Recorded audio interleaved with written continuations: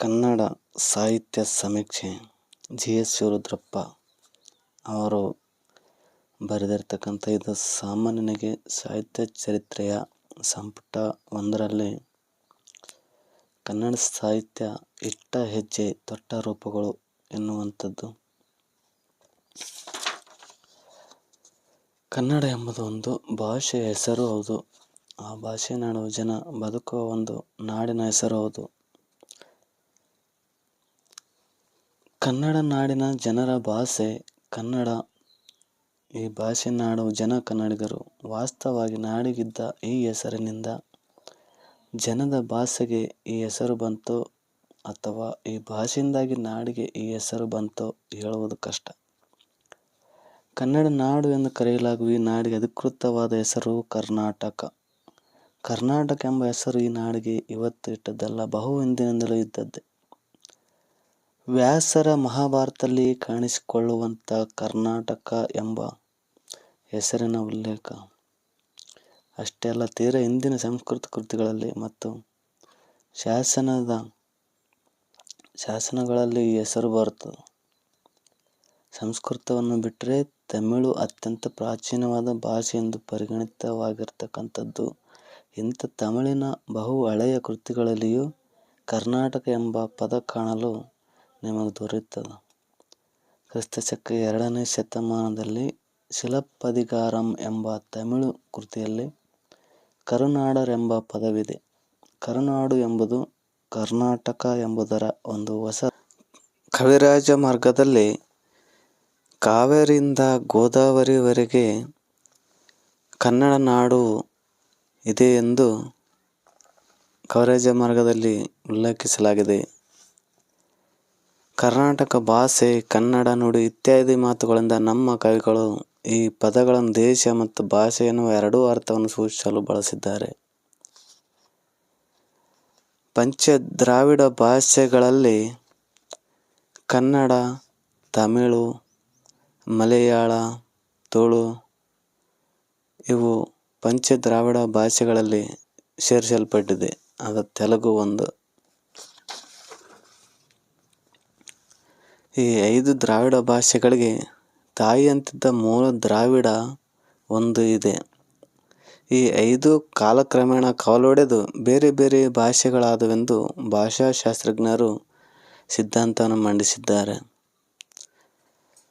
ಅನೇಕ ಈ ವಿದ್ವಾಂಸರಲ್ಲಿ ಭಿನ್ನಾಭಿಪ್ರಾಯಗಳಿವೆ.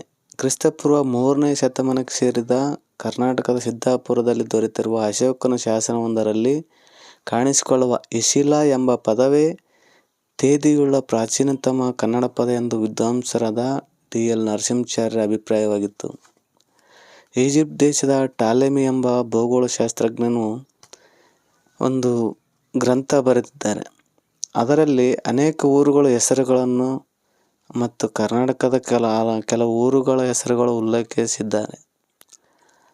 ಇದರ ಕಾಲ ಕ್ರಿಸ್ತಶಕ 140 ಸುಮಾರು. ಇದೇ ಕಾಲಕ್ಕೆ ಸೇರಿದ ಗ್ರೀಕ್ ನಗೆನಾಟಕವೊಂದರಲ್ಲಿರತಕ್ಕಂಥ ಕೆಲವು ಪದಗಳನ್ನು ಕನ್ನಡ ಭಾಷೆ ಎಂದು ಊಹಿಸಲಾಗಿದೆ. ಈ ಎಲ್ಲ ಆಧಾರಗಳ ಮೇಲೆ ಕನ್ನಡ ಭಾಷೆ 2000 ವರ್ಷಗಳಷ್ಟು ಹಳೆಯದೆಂದು ಹೇಳಬಹುದು. ಕನ್ನಡದ ಮೊದಲ ಗ್ರಂಥವೆಂದು ಭಾವಿತವಾದ ಕವಿರಾಜ ಮಾರ್ಗದಲ್ಲಿ ಇಂಥ ಸಾಹಿತ್ಯ ಇದ್ದ ಬಗೆಗೆ ಸಾಕಷ್ಟು ಸೂಚನೆಗಳಿವೆ. ಅಂದರೆ ಕವಿರಾಜ ಮಾರ್ಗದ ಪೂರ್ವದಲ್ಲಿ ಎಷ್ಟೋ ಸಾಹಿತ್ಯಗಳಿವೆ ಎಂದು ಆ ಕವಿರಾಜ ಮಾರ್ಗದಲ್ಲಿ ಸೂಚನೆಗಳು ನಮಗೆ ಸಿಗ್ತವೆ. ಕನ್ನಡ ಭಾಷೆ ಮತ್ತು ಲಿಪಿಗಳಲ್ಲಿ ಬರೆಯಲಾದ ಮೊದಲನೇ ದಾಖಲೆ ಸುಮಾರು ಕ್ರಿಸ್ತಶಕ 450ರ ಹಲಿಮಿಡಿ ಶಾಸನ. ಹಲಿಮಿಡಿ ಎನ್ನುವುದು ಹಾಸನ ಜಿಲ್ಲೆಯ ಬೇಲೂರಿನ ಹತ್ತಿರವಿರುವ ಒಂದು ಗ್ರಾಮ. ಹಲಿಮಿಡಿ ಶಾಸನ ಭಾಷೆ ಗದ್ಯ. ಆದರೆ ಈ ಗದ್ಯ ಪೂರ್ವದ ಹಳಗನ್ನಡವಾಗಿದ್ದು ಸಂಸ್ಕೃತ ಭಾಷೆಯ ಪ್ರಭಾವಕ್ಕೆ ಒಳಗಾಗಿದೆ. ಇದೇ ಕಾಲದ ತಾಳಗುಂದ ಶಾಸನ ಒಂದು ಕ್ರಿಸ್ತಶಕ 634ರ ಐಹೊಳೆ ಶಾಸನಗಳು ಕಾವ್ಯಮಯವಾದ ಸಂಸ್ಕೃತದಲ್ಲಿವೆ. ಬಾದಾಮಿ ಶಾಸನ, ಶ್ರವಣಬೆಳಗೊಳದ ಶಾಸನ ಇವುಗಳಲ್ಲಿ ಆಗಲೇ ಕನ್ನಡ ಭಾಷೆ ಸಾಹಿತ್ಯಾಭಿವ್ಯಕ್ತಿಗೆ ಬಳಗುತ್ತಿದ್ದುದರ ಸೂಚನೆಗಳಿವೆ. ಕನ್ನಡ ಭಾಷೆಯ ಸಾಹಿತ್ಯ ಕ್ರಿಸ್ತಶಕ 5ನೇ ಶತಮಾನದಷ್ಟು ಪ್ರಾಚೀನವಾದ ಎಂದು ಊಹಿಸಲು ನಮಗೆ ಅವಕಾಶವಿದೆ. ಕವಿರಾಜ ಮಾರ್ಗ ಎನ್ನುವುದು ಕನ್ನಡದ ಉಪಲಬ್ಧವಾದ ಮೊಟ್ಟಮೊದಲ ಗ್ರಂಥ ಎಂದು ಇದು 9ನೇ ಶತಮಾನದ ರಾಷ್ಟ್ರಕೂಟ ಚಕ್ರವರ್ತಿಯಾದ ಅಮೋಘ ವರ್ಷ ನೃಪತುಂಗ ಕ್ರಿಸ್ತಶಕ 814ರಿಂದ 877 ಕಾಲದಲ್ಲಿ ರಚಿತವಾಯಿತು ಎಂಬುದು ನಮಗೆ ತಿಳಿದು ಬರ್ತದೆ. ಈ ಕೃತಿ ಬರೆದವರು ಯಾರು ಎನ್ನುವ ಬಗ್ಗೆ ಇಂದಿಗೂ ವಿದ್ವಾಂಸರಲ್ಲಿ ಒಮ್ಮತವಿಲ್ಲ. ರಾಷ್ಟ್ರಕೂಟ ಚಕ್ರವರ್ತಿಯಾದ ನೃಪತುಂಗನೇ ಇದನ್ನು ಬರೆದವನು ಎಂಬುದು ಕೆಲವರ ಅಭಿಪ್ರಾಯವಾದರೆ, ನೃಪತುಂಗನ ಆಸ್ಥಾನದಲ್ಲಿದ್ದ ಶ್ರೀವಿಜಯನೆಂಬುವನು ಇದನ್ನು ಬರೆದನೆಂದು ಮತ್ತು ಕೆಲವರ ಅಭಿಪ್ರಾಯ. ಶ್ರೀವಿಜಯನೇ ಇದರ ಕರ್ತೃ ಎಂಬ ಕಡೆಗೆ ವಿದ್ವಾಂಸರ ಒಲವು ಮಿಗಿಲಾಗಿದೆ. ಕವಿರಾಜ್ಯ ಮಾರ್ಗ ಒಂದು ಲಕ್ಷಣ ಗ್ರಂಥ, ಅಂದರೆ ಕವಿಗಳಿಗೆ ಕಾವ್ಯ ಲಕ್ಷಣವನ್ನು ತಿಳಿಸುವ, ಚರ್ಚಿಸುವ ಗ್ರಂಥ. ಕಾವ್ಯವೆಂದರೇನು, ಕಾವ್ಯದ ಪರಿಕರಗಳು ಯಾವುವು, ಕಾವ್ಯದ ಸ್ವಾರಸ್ಯ ಎಲ್ಲಿದೆ, ಕಾವ್ಯದಲ್ಲಿ ಗುಣ ಯಾವುದು, ದೋಷ ಯಾವುದು, ಕಾವ್ಯದ ಉದ್ದೇಶ ಪ್ರಯೋಜನಗಳು ಯಾವುವು ಇತ್ಯಾದಿ ಸಂಗತಿಗಳನ್ನು ಕುರಿತ ಒಂದು ಗ್ರಂಥ. ಇಂಥ ಒಂದು ಕೃತಿ ಯಾವಾಗಲೂ ಸಮೃದ್ಧವಾದೊಂದು ಸಾಹಿತ್ಯವಿದ್ದಾಗ ಮಾತ್ರ ಹುಟ್ಟಲು ಸಾಧ್ಯ.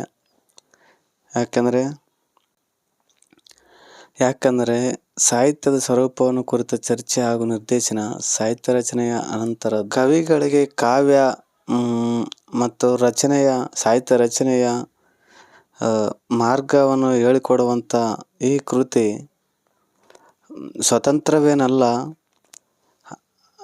ಸಂಸ್ಕೃತ ಕವಿ ಬರೆದಿರ್ತಕ್ಕಂಥ ದಂಡಿಯು ಬರೆದ ಕಾವ್ಯಾದರ್ಶವೆಂಬ ಅಲಂಕಾರ ಗ್ರಂಥವೇ ಈ ಕವಿರಾಜ್ಯ ಮಾರ್ಗಕ್ಕೆ ಮೂಲ ಎನ್ನುವುದು ಸ್ಪಷ್ಟವಾಗಿದೆ. ಆದರೆ ಕವಿರಾಜ್ಯ ಮಾರ್ಗ ದಂಡಿಯ ಅನುವಾದ ಮಾತ್ರವಾಗಿಲ್ಲ, ತಕ್ಕಷ್ಟು ಸ್ವತಂತ್ರ ದೃಷ್ಟಿಯನ್ನು ಮತ್ತು ವೈಚಾರಿಕತೆಯನ್ನು ಪ್ರಕಟಿಸುವ ಕೃತಿಯಾಗಿರ್ತಕ್ಕಂಥದ್ದು. ಕಾವೇರಿಯಿಂದ ಮಾ ಗೋದಾವರಿವರ ಮೆರ್ದ ನಾಡಾದ ಕನ್ನಡದೊಳ್ ಭಾವಿಸಿದ ಜನಪದಂ ಎಂದು ಅಂದಿನ ಕನ್ನಡ ನಾಡಿನ ವಿಸ್ತಾರವನ್ನು ಈ ಕವಿರಾಜ್ಯ ಮಾರ್ಗಕಾರನು ವರ್ಣಿಸಿದ್ದಾನೆ. ಕನ್ನಡ ನಾಡಿಗೆ ಇತ್ತ ಕಾವೇರಿಯೂ ಅತ್ತ ಗೋದಾವರಿಯೂ ಗಡಿಗಳಾಗಿದ್ದವು. ಈ ವಿಸ್ತಾರದ ನಡುವಣದಲ್ಲಿ ತಿರುಳುಗನ್ನಡ ಸೀಮೆಯೊಂದು ಇತ್ತು ಎನ್ನುವುದು ಕವಿರಾಜ್ಯ ಮಾರ್ಗಕಾರನ ಅಭಿಮತ. ಅದರ ಗಡಿಗಳನ್ನು ಗುರುತಿಸುವ ಊರುಗಳೆಂದರೆ ಕಿಸುವಳಲ್, ಕೊಪ್ಪಣನಗರ, ಪುಲಿಗೆರೆ ಮತ್ತು ಒಕ್ಕುಂದ. ಈ 4 ನಗರಗಳು ಈಗ ಅನುಕ್ರಮವಾಗಿ ಪಟ್ಟದಕಲ್ಲು, ಕೊಪ್ಪಳ, ಲಕ್ಷ್ಮೇಶ್ವರ ಮತ್ತು ಒಕ್ಕುಂದಗಳೆಂದು ಗುರುತಿಸುತ್ತವೆ. ಈ 4 ನಗರಗಳ ನಡುವಣ ಪ್ರದೇಶವೇ ಅಂದಿನ ತಿರುಳುಗನ್ನಡ ನಾಡಾಗಿದೆ. ಕವಿರಾಜ ಮಾರ್ಗಕಾರ ಆ ನಾಡಿನ ಜನ ಎಂಥವರು ಎಂದು ಪದನರಿದು ನುಡಿಯಲುಂ ನುಡಿದುದನರಿದು ಆರಯಲುಂ ಆರ್ಪರ್ ಆ ನಾಡವರ್ಗಳ ಚದುರರ್ ನಿಜದಿಂ ಕುರಿತುದದಿಯಂ ಕಾವ್ಯ ಪ್ರಯೋಗ ಪರಿಣತ ಮತಿಗಳ್ ಎಂದು ಹೇಳುತ್ತಾನೆ. ಕನ್ನಡ ನಾಡಿನ ಜನರು ಹದವನ್ನು ಅರಿತು ಅಥವಾ ಸಂದರ್ಭವನ್ನು ಅರ್ಥ ಮಾಡಿಕೊಂಡು ಮಾತನಾಡಲು, ಆಡಿದ್ದನ್ನು ತಿಳಿದುಕೊಂಡು ಅದನ್ನು ಸರಿಯಾಗಿ ಪರಿಶೀಲಿಸಲು ಸಮರ್ಥರಾದವರು. ಅವರು ನಿಜವಾಗಿಯೂ ಸಹಜವಾಗಿಯೇ ಚದುರರು. ವಿಶೇಷ ಆಸ್ಥೆ ವಹಿಸಿ ಓದದಿದ್ದರೂ ಸಹ ಕಾವ್ಯ ಪ್ರಯೋಗಗಳಲ್ಲಿ ಪರಿಣತರಾದವರು ಎಂದು ಹೇಳುತ್ತಾನೆ. ಅಷ್ಟೇ ಅಲ್ಲದೆ ಕುರಿತವರಲ್ಲದೆ ಮತ್ತಂ ಪೆರರುಂ ತಂತಮ್ಮ ನುಡಿಯೊಳೆಲ್ಲರ್ ಜಾಣರ್ ತಿರುವಕ್ಕಳ್ ಮಾಮೂಗರುಂ ಅರಿಪಲ್ಕೆ ಅರಿವರ್ ವಿವೇಕಮಂ ಮಾತುಗಳಂ. ತುಂಬ ಆಳವಾಗಿ ಅಭ್ಯಾಸ ಮಾಡಿದವರಲ್ಲದೆ ಇನ್ನುಳಿದ ಇತರರು ತಮ್ಮ ತಮ್ಮ ಭಾಷೆಗಳಲ್ಲಿ ಜಾಣರಾಗಿದ್ದರು. ಅಷ್ಟೇ ಕಿರಿಯ ಮಕ್ಕಳು ಕೂಡ ವಿವೇಕವನ್ನು ಹೇಳಬಲ್ಲವರು ಆಗಿದ್ದರು. ಮಹಾಮೂಕರು ಸಹ ಮಾತನಾಡಬಲ್ಲವರಾಗಿದ್ದರು. ಜೊತೆಗೆ ಕನ್ನಡ ನಾಡಿನ ಆ ಜನ ಉತ್ತಮ ವಿಮರ್ಶಕರೂ ಆಗಿದ್ದರು. ಕೃತಿಗಳಲ್ಲಿನ ಅವಗುಣಗಳನ್ನು ಕಂಡರೆ ಅದನ್ನು ಮರೆಮಾಡದೆ ಎತ್ತಿ ಹಿಡಿದು ಖಂಡಿಸುವ ಸಾಮರ್ಥ್ಯವನ್ನು ಗಳಿಸಿಕೊಂಡಿದ್ದರು ಎಂದು ಈ ಪದ್ಯದ ಅರ್ಥವಾಗುತ್ತೆ. ಸುಭಟರ್ಗಳ್ ಕವಿಗಳ್ ಸುಪ್ರಭುಗಳ್ ಚೆಲ್ವರ್ಗಳಂ ಅಭಿಜನರ್ಗಳ್ ಗುಣಿಗಳ್ ಅಭಿಮಾನಿಗಳ್ ಅತ್ಯುಗ್ರರ್ ಗಂಭೀರ ಚಿತ್ತರ್ ವಿವೇಕಿಗಳ್ ನಾಡವರ್ಗಳ್. ಈ ಕನ್ನಡ ನಾಡಿನ ಜನ ಒಳ್ಳೆಯ ಯೋಧರು, ಕವಿಗಳು, ಒಳ್ಳೆಯ ಪ್ರಭುಗಳು, ಛಲವಾದ ರೂಪವುಳ್ಳವರು, ಸಜ್ಜನರು, ಗುಣವಂತರು, ಅಭಿಮಾನಿಗಳು, ಅತ್ಯುಗ್ರರು, ಗಂಭೀರ ಸ್ವಭಾವದವರು ಮತ್ತು ವಿವೇಕಿಗಳು ಎಂಬುದು ಈ ಕವಿರಾಜ್ಯ ಮಾರ್ಗಕಾರನ ಅಭಿಪ್ರಾಯ. ವಿಮಲ, ಉದಯ, ನಾಗಾರ್ಜುನ, ಜಯಬಂಧು, ದುರ್ವಿನೀತ ಗದ್ಯ ಕವಿಗಳು. ಶ್ರೀ ವಿಜಯ, ಕವೀಶ್ವರ, ಪಂಡಿತ, ಲೋಕಪಾಲ, ಚಂದ್ರ ಇವರು ಪದ್ಯ ಕವಿಗಳು. ಬೆದಂಡೆ, ಚೆತ್ತಾಣ ಎಂಬ ಕಾವ್ಯ ರಚನೆಗಳು ಮತ್ತು ಪಗರಣವೆಂಬ ನಾಟ್ಯ ಪ್ರಯೋಗವು ಇಲ್ಲಿ ವಿವರಣೆ ಇದೆ. ನಂತರ ವಿಕ್ರಮಾರ್ಜುನ, ವಿಜಯ ಮತ್ತು ಆದಿಪುರಾಣಗಳು ಪಂಪನು ಬರೆದಿರ್ತಕ್ಕಂಥ ಇವು ನಮಗೆ ನಂತರ ಕವಿರಾಜ್ಯ ಮಾರ್ಗದ ನಂತರ ದೊರೆಯುತ್ತವೆ. ಆದಿಪುರಾಣವು ನಮಗೆ ಕನ್ನಡದ ಮೊಟ್ಟ ಮೊದಲ ಕಾವ್ಯ ಎಂಬುದು ನಿಮಗೆಲ್ಲ ಗೊತ್ತಿರಬೇಕು. ಪಂಪನಿಗಿಂತ ಮೊದಲು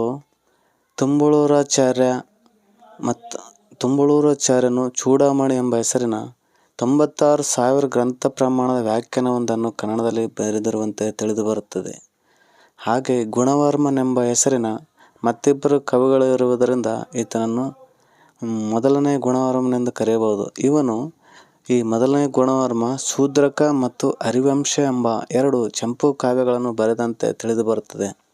ಆದರೆ ಇವು ಯಾವುವು ನಮಗೆ ಉಪಲಬ್ಧವಿಲ್ಲ. ಶ್ಯಾಮಕುಂದಾಚಾರ್ಯ ಎನ್ನುವನು ಪ್ರಾಭೃತವನ್ನು ಬರೆದಿರುವುದು ತಿಳಿದುಬರುತ್ತದೆ. ಕ್ರಿಸ್ತಶಕ 750 ಪೂರ್ವದ ಹಳೆಗನ್ನಡ ಕಾಲ ಎಂದು, ಕ್ರಿಸ್ತಶಕ 750 1150 ಹಳೆಗನ್ನಡ ಕಾಲ ಎಂದು, 1150 1700 ಅಥವಾ 1750 ನಡುಗನ್ನಡ ಕಾಲವೆಂದು, 1500 1850 ಹೊಸಗನ್ನಡ ಕಾಲ, 1850 ಮುಂದಕ್ಕೆ ನವಗನ್ನಡ ಕಾಲ ಎಂದು ಭಾಷಾ ರೂಪವನ್ನು ಮೂಲಮಾನವನ್ನಾಗಿಸಿಕೊಂಡು ಈ ವಿಧಾನವು ಸಂಪೂರ್ಣವಾಗಿ ಸರಿ ಹೊಂದುವುದಿಲ್ಲ. ಏಕೆಂದರೆ ಹಳೆಗನ್ನಡದ ಬರವಣಿಗೆ ಯಾವುದೋ ಒಂದು ಕಾಲದಿಂದ ಇನ್ನೊಂದು ಕಾಲದವರೆಗೆ ಮಾತ್ರ ಪ್ರಚಲಿತವಾಗಿತ್ತೆಂದು ಹೇಳಲು ಬಾರದು. ಹಾಗೆ ನಡುಗನ್ನಡದ ಹಾಗೂ ಅನಂತರದ ಕಾಲದಲ್ಲೂ ಹಳೆಗನ್ನಡದ ಕಾವ್ಯ ರಚನೆ ನಡೆದಿದೆ. ಆಧುನಿಕ ಕಾಲದಲ್ಲೂ ಹಳೆಗನ್ನಡದಲ್ಲಿ ಬರೆದವರಿದ್ದಾರೆ. ಸೂಚಿತವಾದ ಇನ್ನೊಂದೆರಡು ವಿಧಾನಗಳೆಂದರೆ ಕ್ಷಾತ್ರಯುಗ, ಮತಪ್ರಚಾರ ಯುಗ, ಸಾರ್ವಜನಿಕ ಯುಗ ಮತ್ತು ಆಧುನಿಕ ಯುಗ ಎಂದು ಅಂದಂದಿನ ಮುಖ್ಯ ಕಾಲಧರ್ಮದ ಸತ್ವವನ್ನು ಅನುರಕ್ಷಿಸಿ ಮಾಡಿದ ವಿಭಾಗ ಕ್ರಮ. ಮಾರ್ಗಯುಗ, ದೇಶಿಯುಗ, ಸಂಕ್ರಮಣ ಯುಗ ಇದು ಅಂದಂದಿನ ಕಾವ್ಯ ರೂಪಗಳನ್ನು ಗಮನದಲ್ಲಿರಿಸಿಕೊಂಡು ಸೂಚಿತವಾದ ಕ್ರಮ. ಹೀಗೆ ಕರ್ನಾಟಕವನ್ನು ಆಳದ ಪ್ರಮುಖ ರಾಜಮನೆತನಗಳನ್ನು ಮೂಲಮಾನವನ್ನಾಗಿ ಮಾಡಿಕೊಂಡು ಸಾಹಿತ್ಯ ಚರಿತ್ರೆಯನ್ನು ವಿಭಾಗಿಸಿ ನೋಡಬಹುದೆಂದು ಕೆಲವರ ಮತ. ನಾಗವರ್ಮನ ಕರ್ನಾಟಕ ಕಾದಂಬರಿಯಂತೆ ನೇಮಿಚಂದ್ರನ ಲೀಲಾವತಿ ಕೂಡ ಶೃಂಗಾರ ಕಾವ್ಯವಾಗಿದೆ. ಇದಕ್ಕೆ ಒಂದು ದಂತಕಥೆ ಸೃಷ್ಟಿಯಾಗಿರುವುದು ಕಂಡುಬರುತ್ತದೆ. ಏನೆಂದರೆ, ಕಾದಂಬರಿಯನ್ನು ಸುಟ್ಟು ಶೃಂಗಾರ ಕಾವ್ಯವಾದ ಇದು ಲೀಲಾವತಿ. ನೇಮಿಚಂದ್ರನು ಲೀಲಾವತಿ ಅಂತ ಶೃಂಗಾರ ಕಾವ್ಯವನ್ನು ಬರೆದನೆಂದು ಹೇಳುತ್ತದೆ. ಅದೇ ರೀತಿ ರುದ್ರಭಟ್ಟ ಮತ್ತು ಷಡಕ್ಷರಿಯನ್ನು ಕುರಿತ ಒಂದು ದಂತಕಥೆಯೊಂದು ಇದೆ. ಷಡಕ್ಷರಿಯ ಮೇಲಿನ ಸ್ಪರ್ಧೆಯಿಂದ ಜಗನ್ನಾಥ ವಿಜಯವನ್ನು ಬರೆದನಂತೆ ರುದ್ರಭಟ್ಟನು.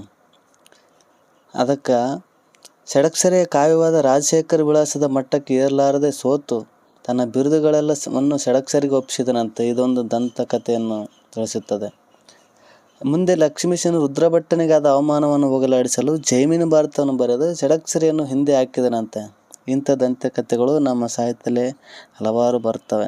ರುದ್ರಭಟ್ಟನ ಕಾಲ 12ನೇ ಶತಮಾನದ ತುದಿ, ಷಡಕ್ಷರಿ 17ನೇ ಶತಮಾನದವನು, ಲಕ್ಷ್ಮೀಶ ಷಡಕ್ಷರಿಗಿಂತ ಒಂದು ಶತಮಾನದ ಮೊದಲಿನವನು. ಈ ಮೂವರಲ್ಲೂ ಸ್ಪರ್ಧೆಯಾಯಿತೆಂದು ಹೇಳುವ ದಂತಕಥೆ ನಂಬಿದರೆ ಚರಿತ್ರೆಯೇ ತಲೆಕೆಳಗಾಗುತ್ತದೆ. ರಾಘವಾಂಕನು ಬರೆದ ಹರಿಹರ ಮಹತ್ವ ಹರಿಹರನನ್ನು ಕುರಿತ ಜೀವನ ಚರಿತ್ರೆ ಎಂದು ತೋರುತ್ತದೆ ನಮ್ಗೆ. ದುರದೃಷ್ಟವಶಾತ್ ಅದು ದೊರೆತಿಲ್ಲ. ಅದೇ ಸಿದ್ದನಂಜೇಶನು ಬರೆದ ರಾಘವಾಂಕ ಚರಿತೆ ರಾಘವಾಂಕನ ಬದುಕನ್ನು ಕುರಿತದ್ದು ನಮಗೆ ಸಿಕ್ಕಿದೆ. ನಮ್ಮ ಜನಕ್ಕೆ ಇತಿಹಾಸದ ಕಲ್ಪನೆ ಇರಲಿಲ್ಲ ಎನ್ನುವುದು ಕೆಲವರ ಅಭಿಪ್ರಾಯ. ಆದರೂ ಅಂದಂದಿನ ಆಶ್ರಯದಾತರಾದ ರಾಜರ ಉಲ್ಲೇಖಗಳಿಂದ, ಪೂರ್ವ ಕವಿಗಳ ಸ್ಮರಣೆಗಳಿಂದ, ಸ್ತುತಿ ಉಲ್ಲೇಖಗಳ ಆಧಾರದಿಂದ, ಶಾಸನಗಳ ಸಹಾಯದಿಂದ, ಅಂದಂದಿನ ಕಾಲದ ಭಾಷಾ ರೂಪಗಳ ವಿಶ್ಲೇಷಣೆಯಿಂದ ಕವಿಗಳ ಕಾಲ ದೇಶಾದಿ ಚರಿತ್ರೆಗಳನ್ನು ವಿದ್ವಾಂಸರು ತಕ್ಕಮಟ್ಟಿಗೆ ರಚಿಸಿದರು. ಇದರ ಜೊತೆಗೆ ಇನ್ನೂ ದೊರೆಯಬೇಕಾದ ಕವಿ ಕೃತಿಗಳ ಸಂಖ್ಯೆಯೂ ಸಾಕಷ್ಟಿದೆ. 1000 ವರ್ಷಕ್ಕೂ ಮೀರಿದ ಕನ್ನಡ ಸಾಹಿತ್ಯ ಪರಂಪರೆಯಲ್ಲಿ ನಮ್ಮ ಜನಗಳ ಅನಕ್ಷರತೆಯಿಂದಲೂ, ಉದಾಸೀನತೆಯಿಂದಲೂ ಮತ್ತು ಮೂಢನಂಬಿಕೆಗಳಿಂದ ಎಷ್ಟೋ ಗ್ರಂಥಗಳು ನಷ್ಟವಾಗಿವೆ. ಇನ್ನೆಷ್ಟೋ ತಾಳೆಯಲುಗಳ ಗ್ರಂಥಗಳನ್ನು ನಮ್ಮ ಜನ ಇನ್ನೂ ಪೂಜ್ಯ ಭಾವನೆಯಿಂದ ದೇವರ ಕೋಣೆ ಕತ್ತಲಿನಲ್ಲಿ ಹುದುಗಿಸಿ ಬೂಸ್ಟ್ ಇಡಿಸಿದರು. ಇನ್ನೆಷ್ಟು ತಿಳಿಯದೆ ತಿಪ್ಪಿಗೆಸೆದಿದ್ದಾರೆ. ನೀರು ಒಲೆಗೆ ಬೆಂಕಿಯಾಗಿ ಕಾಯಿಸಿಕೊಂಡರು. ಬಹುಶಃ ಮತ್ತೊಂದು ಸಲ ಇಡೀ ಕನ್ನಡ ಜನದ ಮನೆಗಳನ್ನು ಶೋಧಿಸಿದರೆ ಕೇವಲ ನಾಮಾಂಕಿತರಾಗಿರುವ ಕವಿಗಳು ಎಷ್ಟೋ ಕೃತಿಗಳು ಸಿಕ್ಕರೂ ಸಿಗಬಹುದು. 1911ರಲ್ಲಿ ಗೋವಿಂದ ಪೈ ಅವರು ದ್ವಿತೀಯಾಕ್ಷರ ಪ್ರಾಸ ತ್ಯಾಗದ ನಿರ್ಧಾರವನ್ನು ಕೈಗೊಂಡಾಗ ಅನೇಕ ಕವಿಗಳು, ಲೇಖಕರು ಅದನ್ನು ಪ್ರತಿಭಟಿಸಿದರೆಂದು ಹೇಳಿದರೆ ಇಂದು ಯಾರು ನಂಬಲು ಹಿಂದೆ ಮುಂದೆ ನೋಡಬಹುದು. ಹಿಂದೆ ಶತಮಾನಗಳವರೆಗೆ ದ್ವಿತೀಯಾಕ್ಷರ ಪ್ರಾಸ ತ್ಯಾಗದ ನಿರ್ಧಾರ ಯಾರೂ ಮಾಡಲಿಲ್ಲ. ಚಂಪು ಕವಿಗಳು ಅನೇಕ ಚಂಪು ಕಾವ್ಯಗಳನ್ನು ಬರೆದಿದ್ದಾರೆ. ಅವು ವರ್ಣನೆಗಳು ಯಾವ ವರ್ಣನೆಗಳು ಇರಬೇಕು ಅನ್ನೋದು ಅವು ಬರಲೇಬೇಕು ಅನ್ನುವ ರೀತಿಯಲ್ಲಿ ತಂದಿದ್ದಾರೆ. ಸಮುದ್ರ ವರ್ಣನೆಯಿಂದಲೇ ಶುರುವಾಗಬೇಕು. ಕವಿ ಸಮುದ್ರ ನೋಡಿರಲಿ ನೋಡಿಲ್ಲದೇ ಇರಲಿ, ಕಾವ್ಯದ ಮೊದಲಲ್ಲಿ ಸಮುದ್ರದ ವರ್ಣನೆ ಇರಬೇಕು. ಅಂದರೆ ವಸ್ತುಸ್ಥಿತಿ ಅನುಭವ ಇರಲಿ ಅನುಭವ ಇಲ್ಲದಿರಲಿ, ಕವಿ ಶಾಸ್ತ್ರಕ್ಕೆ ಅನುಸಾರವಾಗಿ ಬರೆದರಾಯಿತು, ಅದು ಕಾವ್ಯವಾಗ್ತದೆ ಎಂಬ ಭಾವನೆ ಈ ಸಂಪ್ರದಾಯ ನಿಷ್ಠೆ ಒಂದು ಭಾಗ. ಎಲ್ಲ ನಿರ್ಬಂಧಗಳನ್ನು ಒಪ್ಪಿಕೊಂಡು ಬರವಣಿಗೆ ಎಂಬ ಪ್ರಯಾಸವನ್ನು ಒಪ್ಪಿಕೊಂಡು ಒಬ್ಬ ಕವಿ ತನ್ನ ಜೀವಮಾನದಲ್ಲಿ 1-2 ಕೃತಿಗಳನ್ನು ಬರೆದರೆ ಹೆಚ್ಚು. ಆದರೂ ಕೆಲವು ಕವಿಗಳು ವಿಶೇಷ ಸಂಖ್ಯೆಯಲ್ಲಿ ಕೃತಿ ರಚನೆ ಮಾಡಿರುವುದು ಒಂದು ಸಾಹಸವೇ ಸರಿ. ಗದ್ಯ ಪದ್ಯ ಮಿಶ್ರಿತವಾದ ಪ್ರೌಢವಾದ ಬರವಣಿಗೆಯ ಕಾಲ ಚಂಪು. ಪಂಪ ರನ್ನರು ಕೃತಿ ಮಾಡಿದ 10ನೇ ಶತಮಾನವೇ ಕನ್ನಡದ ಮೊದಲ ಏರೆತ್ತರದ ಕಾಲ. ಆದಿಕವಿ ಎಂದು ಭಾವಿತವಾಗಿರುವ ಪಂಪನಿಂದ ಮೊದಲಾದುದೆಂದು ಸದ್ಯಕ್ಕೆ ಪರಿಗಣಿತವಾಗಿರುವ ಈ ಕಾಲವನ್ನು ಕನ್ನಡ ಸಾಹಿತ್ಯ ಮೊದಲ ಕ್ರಾಂತಿಘಟ್ಟ ಎಂದು ಹೇಳಲು ಪಂಪನಿಗಿಂತ ಹಿಂದಿನ ಸಾಹಿತ್ಯ ಸ್ವರೂಪದ ಸ್ಪಷ್ಟ ಕಲ್ಪನೆ ನಮಗಿಲ್ಲ. ಆದುದರಿಂದ ಪಂಪನನ್ನು ಕನ್ನಡದ ಮೊದಲ ಕವಿಯೆಂದೇ ಭಾವಿಸುವುದು ಅಭ್ಯಾಸವಾಗಿದೆ. ವಾಸ್ತವವಾಗಿ ಪಂಪ ಪೂರ್ವಯುಗದಲ್ಲಿ ಅನೇಕ ಕವಿಗಳು ಆಗಿ ಹೋಗಿದ್ದಾರೆನ್ನಲು ಕವಿರಾಜ್ಯ ಮಾರ್ಗವೇ ಸಾಕ್ಷಿಯಾಗಿದೆ. ಪಂಪನೇ ತನ್ನ ಕಾವ್ಯವಾದ ವಿಕ್ರಮಾರ್ಜುನ ವಿಜಯದಲ್ಲಿ ಆದಿಪುರಾಣ ಮತ್ತು ಆದಿಪುರಾಣಗಳು ಹಿಂದಿನ ಕಾವ್ಯಗಳನ್ನೆಲ್ಲ ಇಕ್ಕಿಮೆಟ್ಟಿದವು ಎಂದು ಹೇಳಿಕೊಂಡಿದ್ದಾನೆ. ಈ ಮಾತಿನ ಅರ್ಥ ಪಂಪನ ಕಾವ್ಯಶಕ್ತಿ ಎದುರು ಇಂದಿನ ಕಾವ್ಯಗಳು ಮುಸುಳಿಸಿದವು ಎಂದಾಗುತ್ತದೆ ವಿನ ಪಂಪನ ಕಾವ್ಯಗಳು ಇಂದಿನ ಸಾಹಿತ್ಯ ಪರಂಪರೆಗೆ ಸವಾಲಾಗಿ ಅವುಗಳಿಂದ ಭಿನ್ನವಾದ ಮಾರ್ಗವೊಂದನ್ನು ಹುಡುಕುವುದರ ಮೂಲಕ ಕನ್ನಡದಲ್ಲಿ 10ನೇ ಶತಮಾನವನ್ನು ಕ್ರಾಂತಿಘಟ್ಟವನ್ನಾಗಿ ಮಾಡಿದವು ಎಂದೇನೂ ಅರ್ಥವಾಗುವುದಿಲ್ಲ. ಹಾಗೆ ನೋಡಿದರೆ ಪಂಪನಿಗಿಂತ ಹಿಂದೆಯೂ ಚಂಪು ರೀತಿ ಇತ್ತೆಂದು, ಪಂಪನಂತೆಯೇ ಸಮಕಾಲೀನ ಚರಿತ್ರೆಯನ್ನು ಪುರಾಣ ಕಥೆಯಲ್ಲಿ ಆದುದರಿಂದ ರೀತಿಯಲ್ಲಾಗಲಿ ರಚನಾ ತಂತ್ರದಲ್ಲಾಗಲಿ ಪಂಪ ತನ್ನ ಹಿಂದಿನ ಪರಂಪರೆಯಿಂದ ಭಿನ್ನವಾದಂತೇನೂ ತೋರುವುದಿಲ್ಲ. ಇಂದಿನ ಕವಿಗಳ ದೃಷ್ಟಿ ಧೋರಣೆಗಳಿಂದ ಪಂಪ ಹೇಗೆ ಭಿನ್ನವೆಂದು ಹೇಳಲು ಇಂದಿನ ಕೃತಿಗಳು ಯಾವುವೂ ಸಿಕ್ಕಿಲ್ಲ. ಈ ಎಲ್ಲ ಕಾರಣಗಳಿಂದ ಪಂಪ ಅದುವರೆಗೆ ಇದ್ದ ಆದರೆ ನಮಗೆ ಉಪಲಬ್ಧವಾಗದ ಕಾವ್ಯ ಪರಂಪರೆಯೊಂದರ ಶಿಖರದಂತೆ ತೋರುತ್ತಾನೆ. ಅವನಿಗಿಂತ ಹಿಂದಿನ ಬೇರೆ ಯಾವ ಕೃತಿಗಳು ದೊರೆಯದ ಕಾರಣ ಆದಿಕವಿ ಎನಿಸಿಕೊಂಡಿರುವ ಪಂಪ ಈ ಅರ್ಥದಲ್ಲಿ ಕನ್ನಡ ಸಾಹಿತ್ಯಕ್ಕೆ ಹೊಸ ತಿರುವನ್ನು ತಂದನೆಂದು ಹೇಳಲು ಸಾಧ್ಯವಿಲ್ಲ. ಹಾಗೆಂದ ಮಾತ್ರಕ್ಕೆ ಪಂಪನ ಸಾಧನೆಯನ್ನು ನಾವು ನಿರ್ಲಕ್ಷಿಸುತ್ತಿಲ್ಲ. ಪಂಪ ಕನ್ನಡದ ಮೊದಲ ಕವಿ ಮಾತ್ರವಲ್ಲ, ಮೊದಲ ದರ್ಜೆಯ ಕವಿಯೂ ಹೌದು. ಮತ್ತು ತನ್ನ ಸಮೀಪ ಕಾಲದ ಇಳಿಗಾಲದಲ್ಲಿದ್ದ ಸಂಸ್ಕೃತ ಸಾಹಿತ್ಯದ ಕಳಪೆ ಕವಿಗಳನ್ನು ತನ್ನ ಕಾವ್ಯಕ್ಕೆ ಮಾದರಿಯನ್ನಾಗಿ ಮಾಡಿಕೊಳ್ಳದೆ ದೂರದ ಮಹರ್ಷಿ ವ್ಯಾಸರ ಮಹಾಭಾರತವನ್ನು ಕನ್ನಡಿಸಿ ಕೃತಿ ರಚನೆ ಮಾಡಿದ ಕಾರಣದಿಂದ ಕನ್ನಡ ಸಾಹಿತ್ಯಕ್ಕೆ ಏರೆತ್ತರದ ಆರಂಭ ದೊರಕಿದಂತಾಯಿತು. ಪಂಪನು ಜಿನಸೇನಾಚಾರ್ಯರ ಪೂರ್ವಪುರಾಣವನ್ನು ಅನುಸರಿಸಿ ಆದಿಪುರಾಣದಂಥ ಧಾರ್ಮಿಕ ಕಾವ್ಯವನ್ನು ಬರೆದು ಮುಂದಿನ ಜೈನ ಕವಿಗಳಿಗೆ ಮಾರ್ಗದರ್ಶಕನಾದನು. ವಿನಾಯಕರು ತಮ್ಮ ಇಂದಿಲ್ಲ ನಾಳೆ ಒಂದು ಹೊಸ ಬಗೆಯ ಚಂಪು ಎಂದು ಕರೆದುಕೊಂಡಿದ್ದಾರೆ ಎಂಬುದನ್ನು ನೆನೆದರೆ ಪಂಪನಿಂದ ಆರಂಭವಾದ ಚಂಪು ಪರಂಪರೆ ಪ್ರಭಾವ ಎಷ್ಟೆಂಬುದನ್ನು ಗುರುತಿಸಬಹುದು. ಪಂಪ, ಪೊನ್ನ, ರನ್ನ, ರುದ್ರಭಟ್ಟ, ನಾಗವರ್ಮ, ನಯಸೇನ, ನೇಮಿಚಂದ್ರ, ಆಂಡಯ್ಯ, ಜನ್ನ, ನಾಗಚಂದ್ರ, ಹರಿಹರ, ಷಡಕ್ಷರಿ ಈ ಕವಿಗಳನ್ನು ಚಂಪು ಪರಂಪರೆಯ ಹೆಸರಾಂತ ಕವಿಗಳೆಂದು ಹೇಳಬಹುದು. ಪಂಪನ ನಂತರ ನವೋದಯದ ಘಟ್ಟ 12-13ನೇ ಶತಮಾನದ ವಚನ ರಗಳೆ ಷಟ್ಪದಿಗಳ ಕಾಲ. ಈ ಕಾಲದ ಮುಖ್ಯ ಲಕ್ಷಣ ಅಂದರೆ ಸಾಹಿತ್ಯವು ರಾಜಾಶ್ರಯದ ಹಂಗನ್ನು ತಿರಸ್ಕರಿಸಿದ್ದು ಮತ್ತು ಅದುವರೆಗೂ ಕನ್ನಡದ ಮೇಲೆ ಕವಿದುಕೊಂಡಿದ್ದ ಸಂಸ್ಕೃತ ದಟ್ಟವಾದ ಪ್ರಭಾವದಿಂದ ತಪ್ಪಿಸಿಕೊಂಡು ಸರಳವಾದ ಸುಲಭವಾದ ಆಡು ಮಾತಿನ ದಾಟಿಯಲ್ಲಿ ವಚನಗಳು ನಿರ್ಮಿತಿಯಾದದ್ದು. ವಚನ ಎಂದರೆ ಮಾತನಾಡಿದ್ದು ಎಂದರ್ಥ. ಕನ್ನಡ ಸಾಹಿತ್ಯದಲ್ಲಿ ವಚನ ಎಂಬ ರೂಪವೊಂದು ಹುಟ್ಟಿಕೊಂಡದ್ದು ವಿಶೇಷದ ಸಂಗತಿಯಾಗಿದೆ. ಈ ಬಗೆಯ ವಚನ ರಚನೆ ಬಸವಣ್ಣನವರಿಗಿಂತ ಹಿಂದೆಯೇ ಜೇಡರ ದಾಸಿಮಯ್ಯನಂಥವರಿಂದ ಪ್ರಾರಂಭವಾಗಿತ್ತಾದರೂ ಅದು ಸಮೃದ್ಧವಾಗಿ ಬೆಳೆದದ್ದು, ವೈವಿಧ್ಯತೆಯನ್ನು ಪಡೆದದ್ದು ಬಸವಣ್ಣನವರ ಕಾಲದಲ್ಲಿಯೇ. ಬಸವಣ್ಣನ ಸಮಕಾಲೀನರಾದ ಅಲ್ಲಮಪ್ರಭು, ಸಿದ್ದರಾಮ, ಚೆನ್ನಬಸವ, ಅಕ್ಕಮಹಾದೇವಿ ಇವರು ಪ್ರಮುಖರಾದ ವಚನಕಾರರೆನ್ನಬಹುದು. ಅನೇಕ ವಚನಗಳನ್ನು ಇವರು ಬರೆದಿದ್ದಾರೆ. ಮೂಲತಃ ವಚನ ಸಾಹಿತ್ಯ ವಿದ್ವಾಂಸರ ಬರವಣಿಗೆಯಲ್ಲ. ವಚನಕಾರರಲ್ಲಿ ಕೆಲವರಿಗೆ ವಿದ್ವತ್ತಿನ ಹಿನ್ನೆಲೆ ಇದ್ದರೂ ಅವರು ತಮಗೆ ಅನ್ನಿಸಿದ್ದನ್ನು ನೇರವಾಗಿ ಸರಳವಾಗಿ ಮಾತನಾಡಿದಂತೆ ಬರೆದರು. ಈ ವಚನ ರಚನೆಯಲ್ಲಿ ಪಾಲ್ಗೊಂಡವರು ಅಂದಿನ ಸಮಾಜದ ವಿವಿಧ ಸ್ತರಗಳಿಂದ ಬಂದ ಜನ. ಅಂಬಿಗರ ಚೌಡಯ್ಯ, ಮಾದಾರ ಚೆನ್ನಯ್ಯ, ಡೋಹರ ಕಕ್ಕಯ್ಯ, ನುಲಿಯ ಚಂದಯ್ಯ ಇವರೆಲ್ಲ ವಚನಕಾರರ ಹೆಸರುಗಳು ಅವರವರು ಕೈಕೊಂಡ ವೃತ್ತಿಯನ್ನು ಮತ್ತು ಅವರು ಬಂದ ಸಾಮಾಜಿಕ ಸ್ತರಗಳನ್ನು ಸೂಚಿಸುತ್ತದೆ. ಇವರ ಜೊತೆಗೆ ಅನೇಕ ಮಂದಿ ಸ್ತ್ರೀ ವಚನಕಾರ್ತಿಯರಿದ್ದಾರೆ. ಇಷ್ಟರ ಮಟ್ಟಿಗೆ ಲಿಂಗ ಭೇದವಿಲ್ಲದೆ ಸಾಮಾನ್ಯ ಜನ ಸಾಹಿತ್ಯ ಅಭಿವ್ಯಕ್ತಿಯಲ್ಲಿ ಪಾಲ್ಗೊಂಡದ್ದು ಆಧುನಿಕ ಕಾಲವನ್ನು ಬಿಟ್ಟರೆ ಇದೇ ಮೊದಲು. ಸಾಹಿತ್ಯ ಆಗಬೇಕಾದರೆ ವಿದ್ವಾಂಸನಾಗಬೇಕಾಗಿಲ್ಲ, ಅರ್ಥವಾಗದ ಆಡಂಬರದ ಭಾಷೆಯಲ್ಲಿ ಬರೆಯಬೇಕಾಗಿಲ್ಲ, ಅಂತರಂಗದ ಭಾಷೆಯಲ್ಲಿ ತಿಳಿಯುವಂತೆ ಹೇಳಿದರೂ ಅದು ಸಾಹಿತ್ಯವಾಗಬಲ್ಲದು ಎನ್ನುವುದನ್ನು ತೋರಿಸಿದ್ದು ವಚನಕಾರರ ಸಾಧನೆಯಾಗಿದೆ.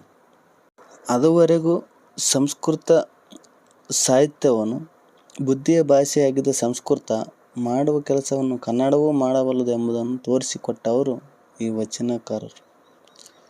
ವಚನಗಳ ರೂಪ ಕನ್ನಡ ಸಾಹಿತ್ಯದಲ್ಲೇ ವಿಶಿಷ್ಟವಾದದ್ದು. ನೋಡುವುದಕ್ಕೆ ಬಿಡಿಬಿಡಿಯಾದ ಗದ್ಯರೂಪದ ಮುಕ್ತಕಗಳಂತಿವೆ, ಆದರೆ ಓದಿದರೆ ಪದ್ಯದ ಲಯವನ್ನು ಒಳಗೊಂಡಿರುವುದು ಗೋಚರವಾಗುತ್ತದೆ. ಇದನ್ನು ಹಲವರು ಪದ್ಯಗಂಧಿಯಾದ ಗದ್ಯ ಅನ್ನುತ್ತಾರೆ. ನಿದರ್ಶನಕ್ಕೆ ನೋಡುವುದರೆ, ನುಡಿದರೆ ಮುತ್ತಿನ ಹಾರದಂತಿರಬೇಕು, ನುಡಿದರೆ ಮಾಣಿಕ್ಯದ ದೀಪ್ತಿಯಂತಿರಬೇಕು, ನುಡಿದರೆ ಸ್ಫಟಿಕದ ಸಲಾಕೆಯಂತಿರಬೇಕು, ನುಡಿದರೆ ಲಿಂಗ ಮೆಚ್ಚಿ ಅಹುದಹುದು ಎನ್ನಬೇಕು, ನುಡಿಯೊಳಗಾಗಿ ನಡೆಯದಿದ್ದರೆ ಕೂಡಲ ಸಂಗಮ ದೇವನೆಂತೊಲಿವೆನಯ್ಯ ಎಂಬ ಈ ವಚನವನ್ನು ನೋಡಬಹುದು. ಬಸವಣ್ಣನವರ ವಚನ ಇದು. 13ನೇ ಶತಮಾನದ ಕಡೆಯ ಭಾಗದಲ್ಲಿ ಮಹಮ್ಮದೀಯರ ದಾಳಿಯಿಂದ ಇಡೀ ದಕ್ಷಿಣ ಭಾರತವೇ ಅಲ್ಲೋಲ ಕಲ್ಲೋಲವಾದದ್ದು ಒಂದು ಕಾರಣವಾದರೆ, ಬಸವಣ್ಣನಂತಹವರ ವ್ಯಕ್ತಿತ್ವಗಳು ಅವರ ಉತ್ತರಾಧಿಕಾರಿಗಳಾಗಿ ಬಾರದೆ ಹೋದದ್ದು ಇನ್ನೊಂದು ಕಾರಣವೆನ್ನಬಹುದು. ಮುಂದೆ 15ನೆಯ ಶತಮಾನದ ಪ್ರೌಢದೇವರಾಯನ ಕಾಲದಲ್ಲಿ 101 ವಿರಕ್ತರು ಮತ್ತು ಅವರ ಸಮಕಾಲೀನ ವಿದ್ವಾಂಸರು ದಿಕ್ಕುಪಾಲಾಗಿದ್ದ ವಚನ ವಾङ्ಮಯಗಳನ್ನೆಲ್ಲ ಸಂಗ್ರಹಿಸುವ, ಸಂಕಲಿಸುವ ಹಾಗೂ ವ್ಯಾಖ್ಯಾನಿಸುವ ಕಾರ್ಯವನ್ನು ಕೈಗೊಂಡು ಒಂದು ರೀತಿಯಲ್ಲಿ ವಚನ ಸಾಹಿತ್ಯವನ್ನು ಉಳಿಸಿ ವ್ಯವಸ್ಥೆಗೊಳಿಸಿದರು ಎನ್ನಬಹುದು. ಬಸವಣ್ಣನವರ ಕಾಲದ ನೆರಳಿನಂತೆ ಕಾಣಿಸಿಕೊಳ್ಳುವ ವಚನ ವಾङ्ಮಯದ ಪುನರುಜ್ಜೀವನ ನಡೆದದ್ದು ಮತ್ತೆ 15ನೆಯ ಶತಮಾನದ ಉತ್ತರಾರ್ಧದಲ್ಲಿ. ಎಡೆಯೂರಿನ ಸಿದ್ಧಲಿಂಗ ಯತಿಗಳಿಂದ ಬಸವಣ್ಣನವರಂಥ ಆಧ್ಯಾತ್ಮಿಕ ಸತ್ವವನ್ನುಳ್ಳ ಇವರು ಸಾಕಷ್ಟು ವಚನಗಳನ್ನು ಬರೆದಿದ್ದಾರೆ. ಆದರೆ ಈ ವಚನ ರಚನೆ ಬಸವಾದಿಗಳ ಪರಂಪರೆಯನ್ನು ಅತ್ಯಂತ ಶ್ರದ್ಧೆಯಿಂದ ಮುಂದುವರಿಸುವ ರೂಪದ್ದಾಗಿದೆಯೇ ಹೊರತು ಮತ್ತೆ ಬೇರೆಯಲ್ಲ. ಹೊಸಗನ್ನಡದಲ್ಲಿ ಎಸ್. ವಿ. ರಂಗಣ್ಣನವರ ರಂಗ ಭಿನ್ನಪ, ಎಸ್. ವಿ. ಪರಮೇಶ್ವರ ಭಟ್ಟರ ಉಪ್ಪುಕಡಲು, ಸಿದ್ದಯ್ಯ ಪುರಾಣಿಕರ ವಚನೋದ್ಯಾನ ಈ ಮಾದರಿಯ ಬರಹಗಳಾಗಿವೆ. ಇದಕ್ಕಿಂತ ಮಿಗಿಲಾಗಿ ವಚನಗಳ ಮುಕ್ತ ರೂಪ ಹೊಸಗನ್ನಡಕ್ಕೆ 2ನೆಯ ತಿರುವನ್ನು ತಂದ ನವ್ಯಕಾವ್ಯದ ರೂಪಾಂಶಕ್ಕೆ ಪ್ರೇರಣೆಯಾಗಿದೆ. ವಿನಾಯಕರ ಸಮುದ್ರಗೀತೆಗಳ ಸ್ವಚ್ಛಂದ ಛಂದಸ್ಸು ವಾಸ್ತವವಾಗಿ ವಚನಗಳಿಂದಲೇ ಪ್ರೇರಣೆ ಪಡೆದಿದ್ದೆಂಬುದರಲ್ಲಿ ಸಂದೇಹವಿಲ್ಲ. ಕನ್ನಡದ ನವ್ಯಕಾವ್ಯ ರೂಢಿಸಿಕೊಂಡ ಮುಕ್ತ ಛಂದಸ್ಸು ಎಂಬುದು ಕೂಡ ವಚನಕಾರರ ಪ್ರಯೋಗಗಳಿಗೆ ಋಣಿಯಾಗಿದೆ. ಹೀಗೆ 12ನೇ ಶತಮಾನದ ಅಪೂರ್ವವಾದ ಈ ವಚನವೆಂಬ ರೂಪ ತನ್ನ ಕಾಲದ ನಂತರದ ರಗಳೆ, ಷಟ್ಪದಿ ಸಾಹಿತ್ಯದ ಮೇಲೆ ತಕ್ಕಷ್ಟು ಪ್ರಭಾವವನ್ನು ಬೀರಿ 15ನೇ ಶತಮಾನದಲ್ಲಿ ಮತ್ತೆ ಹೊಳೆದು 20ನೇ ಶತಮಾನದ ಸಾಹಿತ್ಯಕ್ಕೂ ಪ್ರೇರಣೆಯಾಗಿದೆ. ಜಗತ್ತಿನ ಸಾಹಿತ್ಯದಲ್ಲಿ ಇವುಗಳನ್ನು ಹೋಲುವ ರೂಪ ಕಡಿಮೆ, ಕನ್ನಡದಲ್ಲಿ ಅಂತೂ ಅಪೂರ್ವ. ವಾಸ್ತವವಾಗಿ ವಚನಕಾರರು ಗದ್ಯದ ಸಾಮರ್ಥ್ಯವನ್ನು ತೋರಿಸಿಕೊಟ್ಟ ನಂತರ ಅದರ ಮುಂದಿನ ಕಾಲ ಒಳ್ಳೆಯ ಗದ್ಯಕಾವ್ಯದ ಯುಗವಾಗಬಹುದಾಗಿತ್ತು. ವಚನ ಗದ್ಯವನ್ನು ಕಥನಕ್ಕೆ ಬಳಸಿಕೊಂಡು ಇನ್ನೂ ಬೇರೆ ಪ್ರಯೋಗಗಳನ್ನು ಮಾಡುವ ಅವಕಾಶ ಮುಂದಿನ ಕವಿಗಳಿಗಿತ್ತು. ಈ ಲೆಕ್ಕಾಚಾರವನ್ನು ತಲೆಕೆಳಗು ಮಾಡಿ ರಗಳೆ, ಷಟ್ಪದಿಗಳೆಂಬ ಹೊಸ ರೂಪಗಳು ಹುಟ್ಟಿಕೊಂಡವು. ಆದರೆ ಹರಿಹರನಂಥ ಕವಿ ರಗಳೆಗಳನ್ನು ರಚಿಸುವ ಮುನ್ನ ಆತ ಗಿರಿಜಾ ಕಲ್ಯಾಣದಂಥ ಚಂಪೂ ಕಾವ್ಯವನ್ನು ಬರೆದದ್ದೇಕೆ ಎಂಬುದೇ ಆಶ್ಚರ್ಯದ ವಿಷಯ. ವಚನಕಾರರು ತಮಗೆ ಇಂದಿನ ಚಂಪೂ ಪರಂಪರೆಯ ಬಗ್ಗೆ ಎಂಥ ನಿರ್ಲಕ್ಷ್ಯವನ್ನು ತಾಳಿದ್ದರೆಂಬುದನ್ನು ಆಗಲೇ ಪ್ರಸ್ತಾಪಿಸಿದ್ದೇವೆ. ಆದರೆ ವಚನಕಾರರ ನಂತರ ಅವರಿಗೆ ತೀರ ಸಮೀಪ ಕಾಲದವನಾದ ಹರಿಹರ ಚಂಪುವಿನ ಬಗೆಗೆ ವಚನಕಾರರಂತೆ ಪ್ರತಿಕ್ರಿಯೆ ತೋರಿಸದೆ ಆ ಪರಂಪರೆಗೆ ಕೊಡುಗೆಯಾಗುವಂಥ ಗಿರಿಜಾ ಕಲ್ಯಾಣವೆಂಬ ಚಂಪೂ ಕಾವ್ಯವನ್ನು ರಚಿಸಿದ್ದೇಕೆ ಎಂಬುದು ತೊಡಕಿನ ಸಂಗತಿಯಾಗಿದೆ. ಹರಿಹರನು ಮೊದಲು ರಗಳೆಗಳನ್ನೇ ಬರೆದನಂತೆ. ನಾನಂತರ ಅಂದಿನ ಪಂಡಿತರು ಹರಿಹರನನ್ನು ರಗಳೆಯ ಕವಿ ಎಂದು ಅಪಹಾಸ್ಯ ಮಾಡಿದ್ದರಿಂದ ತಾನು ಚಂಪೂ ರೀತಿಯಲ್ಲಿ ಪ್ರೌಢವಾಗಿ ಬರೆಯಬಲ್ಲೆನೆಂದು ತೋರಿಸಲು ಸವಾಲಿಗಾಗಿ ಗಿರಿಜಾ ಕಲ್ಯಾಣವನ್ನು ಬರೆದನೆಂದು ಕೆಲವರು ಹೇಳುತ್ತಾರೆ. ನಮಗೇನೋ ಹಾಗೆ ತೋರುವುದಿಲ್ಲ. ನಮಗನ್ನಿಸುವುದು ಇಷ್ಟು: ವಚನಕಾರರು ಮೂಲತಃ ಒಂದು ಧಾರ್ಮಿಕ ಸಾಮಾಜಿಕ ಆಂದೋಲನದಲ್ಲಿ ಬದುಕಿದವರು. ವಚನಗಳು ಆ ಚಳವಳಿಯ ಸಂದರ್ಭದ ಭಾವನೆ ವಿಚಾರಗಳನ್ನು ತಿಳಿಸುವ ಮಾಧ್ಯಮವಾಗಬೇಕಾಗಿತ್ತು. ಅವರಿಗೆ ಅವು ಸಾಹಿತ್ಯವೇ ಸಾಹಿತ್ಯವಾಗಿವೆಯೇ ಎಂಬ ಪ್ರಶ್ನೆ ಮುಖ್ಯವೇ ಆಗಿರಲಿಲ್ಲ. ಆದರೆ ಹರಿಹರ ಕವಿ ಆದುದರಿಂದ ಕವಿಯಾಗಿ ಈತ ತನಗಿಂತ ಹಿಂದಿನ, ಅಂದರೆ ವಚನಕಾರರಿಗಿಂತ ಹಿಂದಿನ ಕನ್ನಡ ಸಾಹಿತ್ಯ ಪರಂಪರೆಯೊಂದಿಗೆ ಸಂಬಂಧಿಸಿಕೊಳ್ಳುವುದು, ಆ ಪರಂಪರೆಯ ಅರಿವನ್ನಿರಿಸಿಕೊಳ್ಳುವುದು ಮತ್ತು ತನ್ನ ಪ್ರತಿಕ್ರಿಯೆಗಳನ್ನು ದಾಖಲೆ ಮಾಡುವುದು ಅವಶ್ಯಕವಾಗಿತ್ತು ಎಂಬುದು ಜಿ. ಎಸ್. ರುದ್ರಪ್ಪನವರ ಅಭಿಪ್ರಾಯವಾಗಿರ್ತಕ್ಕಂಥದ್ದು. ಗಿರಿಜಾ ಕಲ್ಯಾಣ ಚೌಕಟ್ಟಿನಲ್ಲಿ ಮಾತ್ರ ಚಂಪು ಹೋಲುತ್ತದೆ ಹೊರತು ಚಂಪುಯುಗದ ಕವಿಗಳ ದೃಷ್ಟಿ ಧ್ಯೇಯ ಧೋರಣೆಗಳನ್ನೆಲ್ಲ ಅವೆಲ್ಲ ಹೋಲುವುದಿಲ್ಲ ಎಂಬುದು ಮರೆಯಬಾರದು. ಹರಿಹರನ ಗಿರಿಜಾ ಕಲ್ಯಾಣ ವಚನಕಾರ ವಿಚಾರ ಕ್ರಾಂತಿ ನಂತರದ ಸ್ವತಂತ್ರ ಯುಗವೊಂದರ ಮನೋಧರ್ಮವನ್ನು ತಕ್ಕಷ್ಟು ಪ್ರತಿನಿಧಿಸುತ್ತದೆ. ರಗಳೆ ಎನ್ನುವುದು ಹರಿಹರನು ತನ್ನ ಕಥನ ಕಾವ್ಯಗಳಿಗೆ ಮಾಧ್ಯಮವನ್ನಾಗಿ ಮಾಡಿಕೊಂಡ ಒಂದು ಛಂದಸ್ಸಿನ ರೂಪ. ಮೂಲತಃ ಮಾತ್ರಾನಿಹಿತವಾದ ಈ ಛಂದೋಬಂಧ ಹರಿಹರನಿಂದಾಗಿ ಒಂದು ಸಾಹಿತ್ಯ ರೂಪವಾಗಿ ಪರಿಣಮಿಸಿತು. ಉಳಿದ ಪದ್ಯ ಬಂಧಗಳು ಸಾಮಾನ್ಯವಾಗಿ 4 ಸಾಲಿನ ಒಂದು ಘಟಕವಾಗಿ ನಿಲ್ಲುತ್ತವೆ. ಆದರೆ ರಗಳೆ ಹೀಗೆ ನಿಲ್ಲದೆ ಪಂಕ್ತಿಯಿಂದ ಪಂಕ್ತಿಗೆ ನಿರರ್ಗಳವಾಗಿ ಪ್ರವಹಿಸುತ್ತಾ ಭಾವ ನಿರೂಪಣೆ ಮಾಡುತ್ತದೆ. ಈ ರಗಳೆ ಹರಿಹರನಿಗಿಂತ ಹಿಂದಿನ ಕವಿಗಳಲ್ಲಿ ಅಂದರೆ ಪಂಪ ಮೊದಲು ಬಳಸಿದ್ದನು. ಅನೇಕ ಕವಿಗಳು ಪ್ರಾಯೋಗಿಕ ಎಂಬಂತೆ ಕೆಲವೊಂದು ಅಲ್ಲೊಂದು ಇಲ್ಲೊಂದು ಕಾಣಿಸಿಕೊಂಡಿತ್ತು. ಆದರೆ ಹರಿಹರ ಈ ಕ್ವಚಿತ್ತಾಗಿ ಬಳಕೆಯಾದ ಛಂದರೂಪವನ್ನು ಹಿಡಿದು ಪಳಗಿಸಿ ಪ್ರಯೋಗ ಮಾಡಿ ಅದಕ್ಕೊಂದು ವೈವಿಧ್ಯತೆಯನ್ನು ಸ್ಥಾನಮಾನವನ್ನು ದೊರಕಿಸಿಕೊಟ್ಟನು. ಹರಿಹರ ಮೂಲತಃ ಆವೇಶ ಪ್ರಧಾನವಾದ ಭಕ್ತ ಕವಿ. ಇಂಥ ಆವೇಶದ ಮನೋಧರ್ಮಕ್ಕೆ ಇಂದಿನ ಪ್ರೌಢವಾದ ಚಂಪುರೀತಿ ಒಗ್ಗುವುದಿಲ್ಲ ಎಂಬುದನ್ನು ಕಂಡುಕೊಂಡ ಹರಿಹರ ರಗಳೆಯನ್ನು ತನ್ನ ಮಾಧ್ಯಮವನ್ನಾಗಿ ಮಾಡಿಕೊಂಡನು. ಹರಿಹರನಿಗೆ ಮತ್ತು ಆಯಾ ಶಿವಶರಣರ ಭಕ್ತ ಮನೋಧರ್ಮದಲ್ಲಿ ತನ್ನನ್ನು ತಾನೇ ಬೆಸೆದುಕೊಂಡ ಹರಿಹರನಿಗೆ ತೀರ ಲವಲವಿಕೆಯಿಂದ ಕೂಡಿದ ಸುದೀರ್ಘವಲ್ಲದ ಖಂಡ ಕಾವ್ಯ ರಚನೆಗೆ ರಗಳೆ ತಕ್ಕ ರೂಪ ಅನ್ನಿಸಿತು. ರಗಳೆಯಲ್ಲಿ ಹರಿಹರ ತರುವ ವೇಗ ವಿಶೇಷವಾದದ್ದು. ಕುಂಬರಗುಂಡಯ್ಯನು ನರ್ತಿಸಿದ ಒಂದು ಪರಿಯನ್ನು ಚಿತ್ರಿಸುವ ನಿದರ್ಶನ ನೋಡಿ. ಕುಣಿದಾಡುತ್ತೆ ಮಡಕೆಗಳಂ ಬಾರಿಸಿ ಕುಣಿದಾಡುತ್ತೆ ಕುಡಿಕೆಗಳಂ ಬಾರಿಸಿ ಶಿವನಂ ಸುತ್ತಿ ಬರುತ್ತುಂ ಬಾರಿಸಿ ಕುಣಿವುತೆ ಕೊರಲೆತ್ತುತ್ತೆ ನೆರೆ ಕೂಗುತ್ತೆ ತೊನೆಯುತ್ತೆ ತೂಗಾಡುತ್ತೆ ಸುಖಿಯಾಗುತ್ತೆ ಆಡುವ ಗುಂಡಯ್ಯನ ಹೊಸ ನೃತ್ಯಂ ನೋಡುವ ಶಿವನ ಮುಟ್ಟಿತು ಸತ್ಯಂ. ಈ ಕುಂಬರ ಗುಂಡಯ್ಯನು ಕುಣಿದಾಡಿದ ಕ್ರಿಯೆ ಭಾಷೆಯಲ್ಲಿ ಅಭಿನಯಿತವಾಗಿದೆ. ಹರಿಹರನು ಬರೆದ ರಗಳೆಗಳ ಸಂಖ್ಯೆ 106 ಎಂದು ಹೇಳುತ್ತಾರೆ. ಹರಿಹರನ ನಂತರ ರಗಳೆ ಛಂದಸ್ಸನ್ನು ಹರಿಹರನನ್ನು ನೆನಪಿಗೆ ತರುವಂತೆ ನಿರ್ವಹಿಸಿದವರು ಹೊಸಗನ್ನಡದ ಕಾಲದ ಪೋತಿ ನರಸಿಂಹಾಚಾರ್ಯರು. ಅವರು ಬರೆದ ಗಣೇಶ ದರ್ಶನ ಮಂದಾನಿಲ ರಗಳೆಯಲ್ಲಿ ರಚಿತವಾದದ್ದು.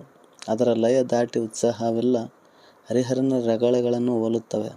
ರಗಳೆ ಛಂದಸ್ಸು ಹೊಸಗನ್ನಡದ ಕಾಲದಲ್ಲಿ ಸರಳ ರಗಳೆಯಾಗಿ ಬೇರೆ ಬೇರೆ ರೂಪಗಳನ್ನು ತಾಳಿದೆ. ಇಂಗ್ಲಿಶಿನ ಬ್ಲ್ಯಾಂಕ್ ವರ್ಸ್ ಅನ್ನು ಕನ್ನಡಕ್ಕೆ ಹೊಂದಿಸಿಕೊಳ್ಳುವ ಪ್ರಯತ್ನದಲ್ಲಿ ನಮ್ಮ ಕವಿಗಳು ನೆರವಿಗೆ ಬಂದದ್ದು ರಗಳೆಯ ರೂಪ. ಕುವೆಂಪು ಅವರು ಸರಳ ರಗಳೆಯನ್ನು ಸಮರ್ಥವಾಗಿ ನಿರ್ವಹಿಸಿದವರು. ಅವರ ಮಹಾ ಛಂದಸ್ಸು ಕೂಡ ಇದರ ಮುಂದುವರಿದ ಒಂದು ಪ್ರಯೋಗವೆಂದು ಹೇಳಬಹುದು. ಹರಿಹರನು ರಗಳೆಗಳನ್ನು ಬರೆಯುತ್ತಿದ್ದ ಸಂದರ್ಭದಲ್ಲಿಯೇ ಅವನ ಸೋದರಳಿಯ ನಾದ ರಾಘವಾಂಕನಿಂದ ಷಟ್ಪದಿ ರೂಪ ಮುಂದಿನ ಕಾವ್ಯ ಮಾಧ್ಯಮವಾಗಿ ಸಿದ್ಧಗೊಂಡದ್ದು ವಿಶೇಷದ ಸಂಗತಿಯಾಗಿದೆ. ತನ್ನ ಮಾವನು ಕಾವ್ಯಗುರುವೂ ಆದ ಹರಿಹರನ ಪ್ರಭಾವ ವಲಯದಲ್ಲಿ ಬೆಳೆದ ರಾಘವಾಂಕ ತನ್ನ ಕಾವ್ಯ ಮಾರ್ಗಕ್ಕೆ ಹರಿಹರನ ರಗಳೆಯ ರೂಪವನ್ನು ಒಲ್ಲದೆ ಷಟ್ಪದಿ ರೂಪಕ್ಕೆ ಒಲಿದದ್ದು ಆತನ ಸ್ವತಂತ್ರ ಮನೋಧರ್ಮವನ್ನು ವಿವೇಚನಾಶೀಲತೆಯನ್ನು ಸೂಚಿಸುತ್ತದೆ. ರಾಘವಾಂಕನಿಂದ ಆರಂಭವಾದ ಷಟ್ಪದಿ ಪರಂಪರೆ ಮುಂದಿನ ಕವಿಗಳಿಂದ ಅಂಗೀಕೃತವಾಗಿ ಕನ್ನಡ ಸಾಹಿತ್ಯದಲ್ಲಿ ಷಟ್ಪದಿ ಯುಗವೊಂದನ್ನು ನಿರ್ಮಾಣ ಮಾಡಿತು.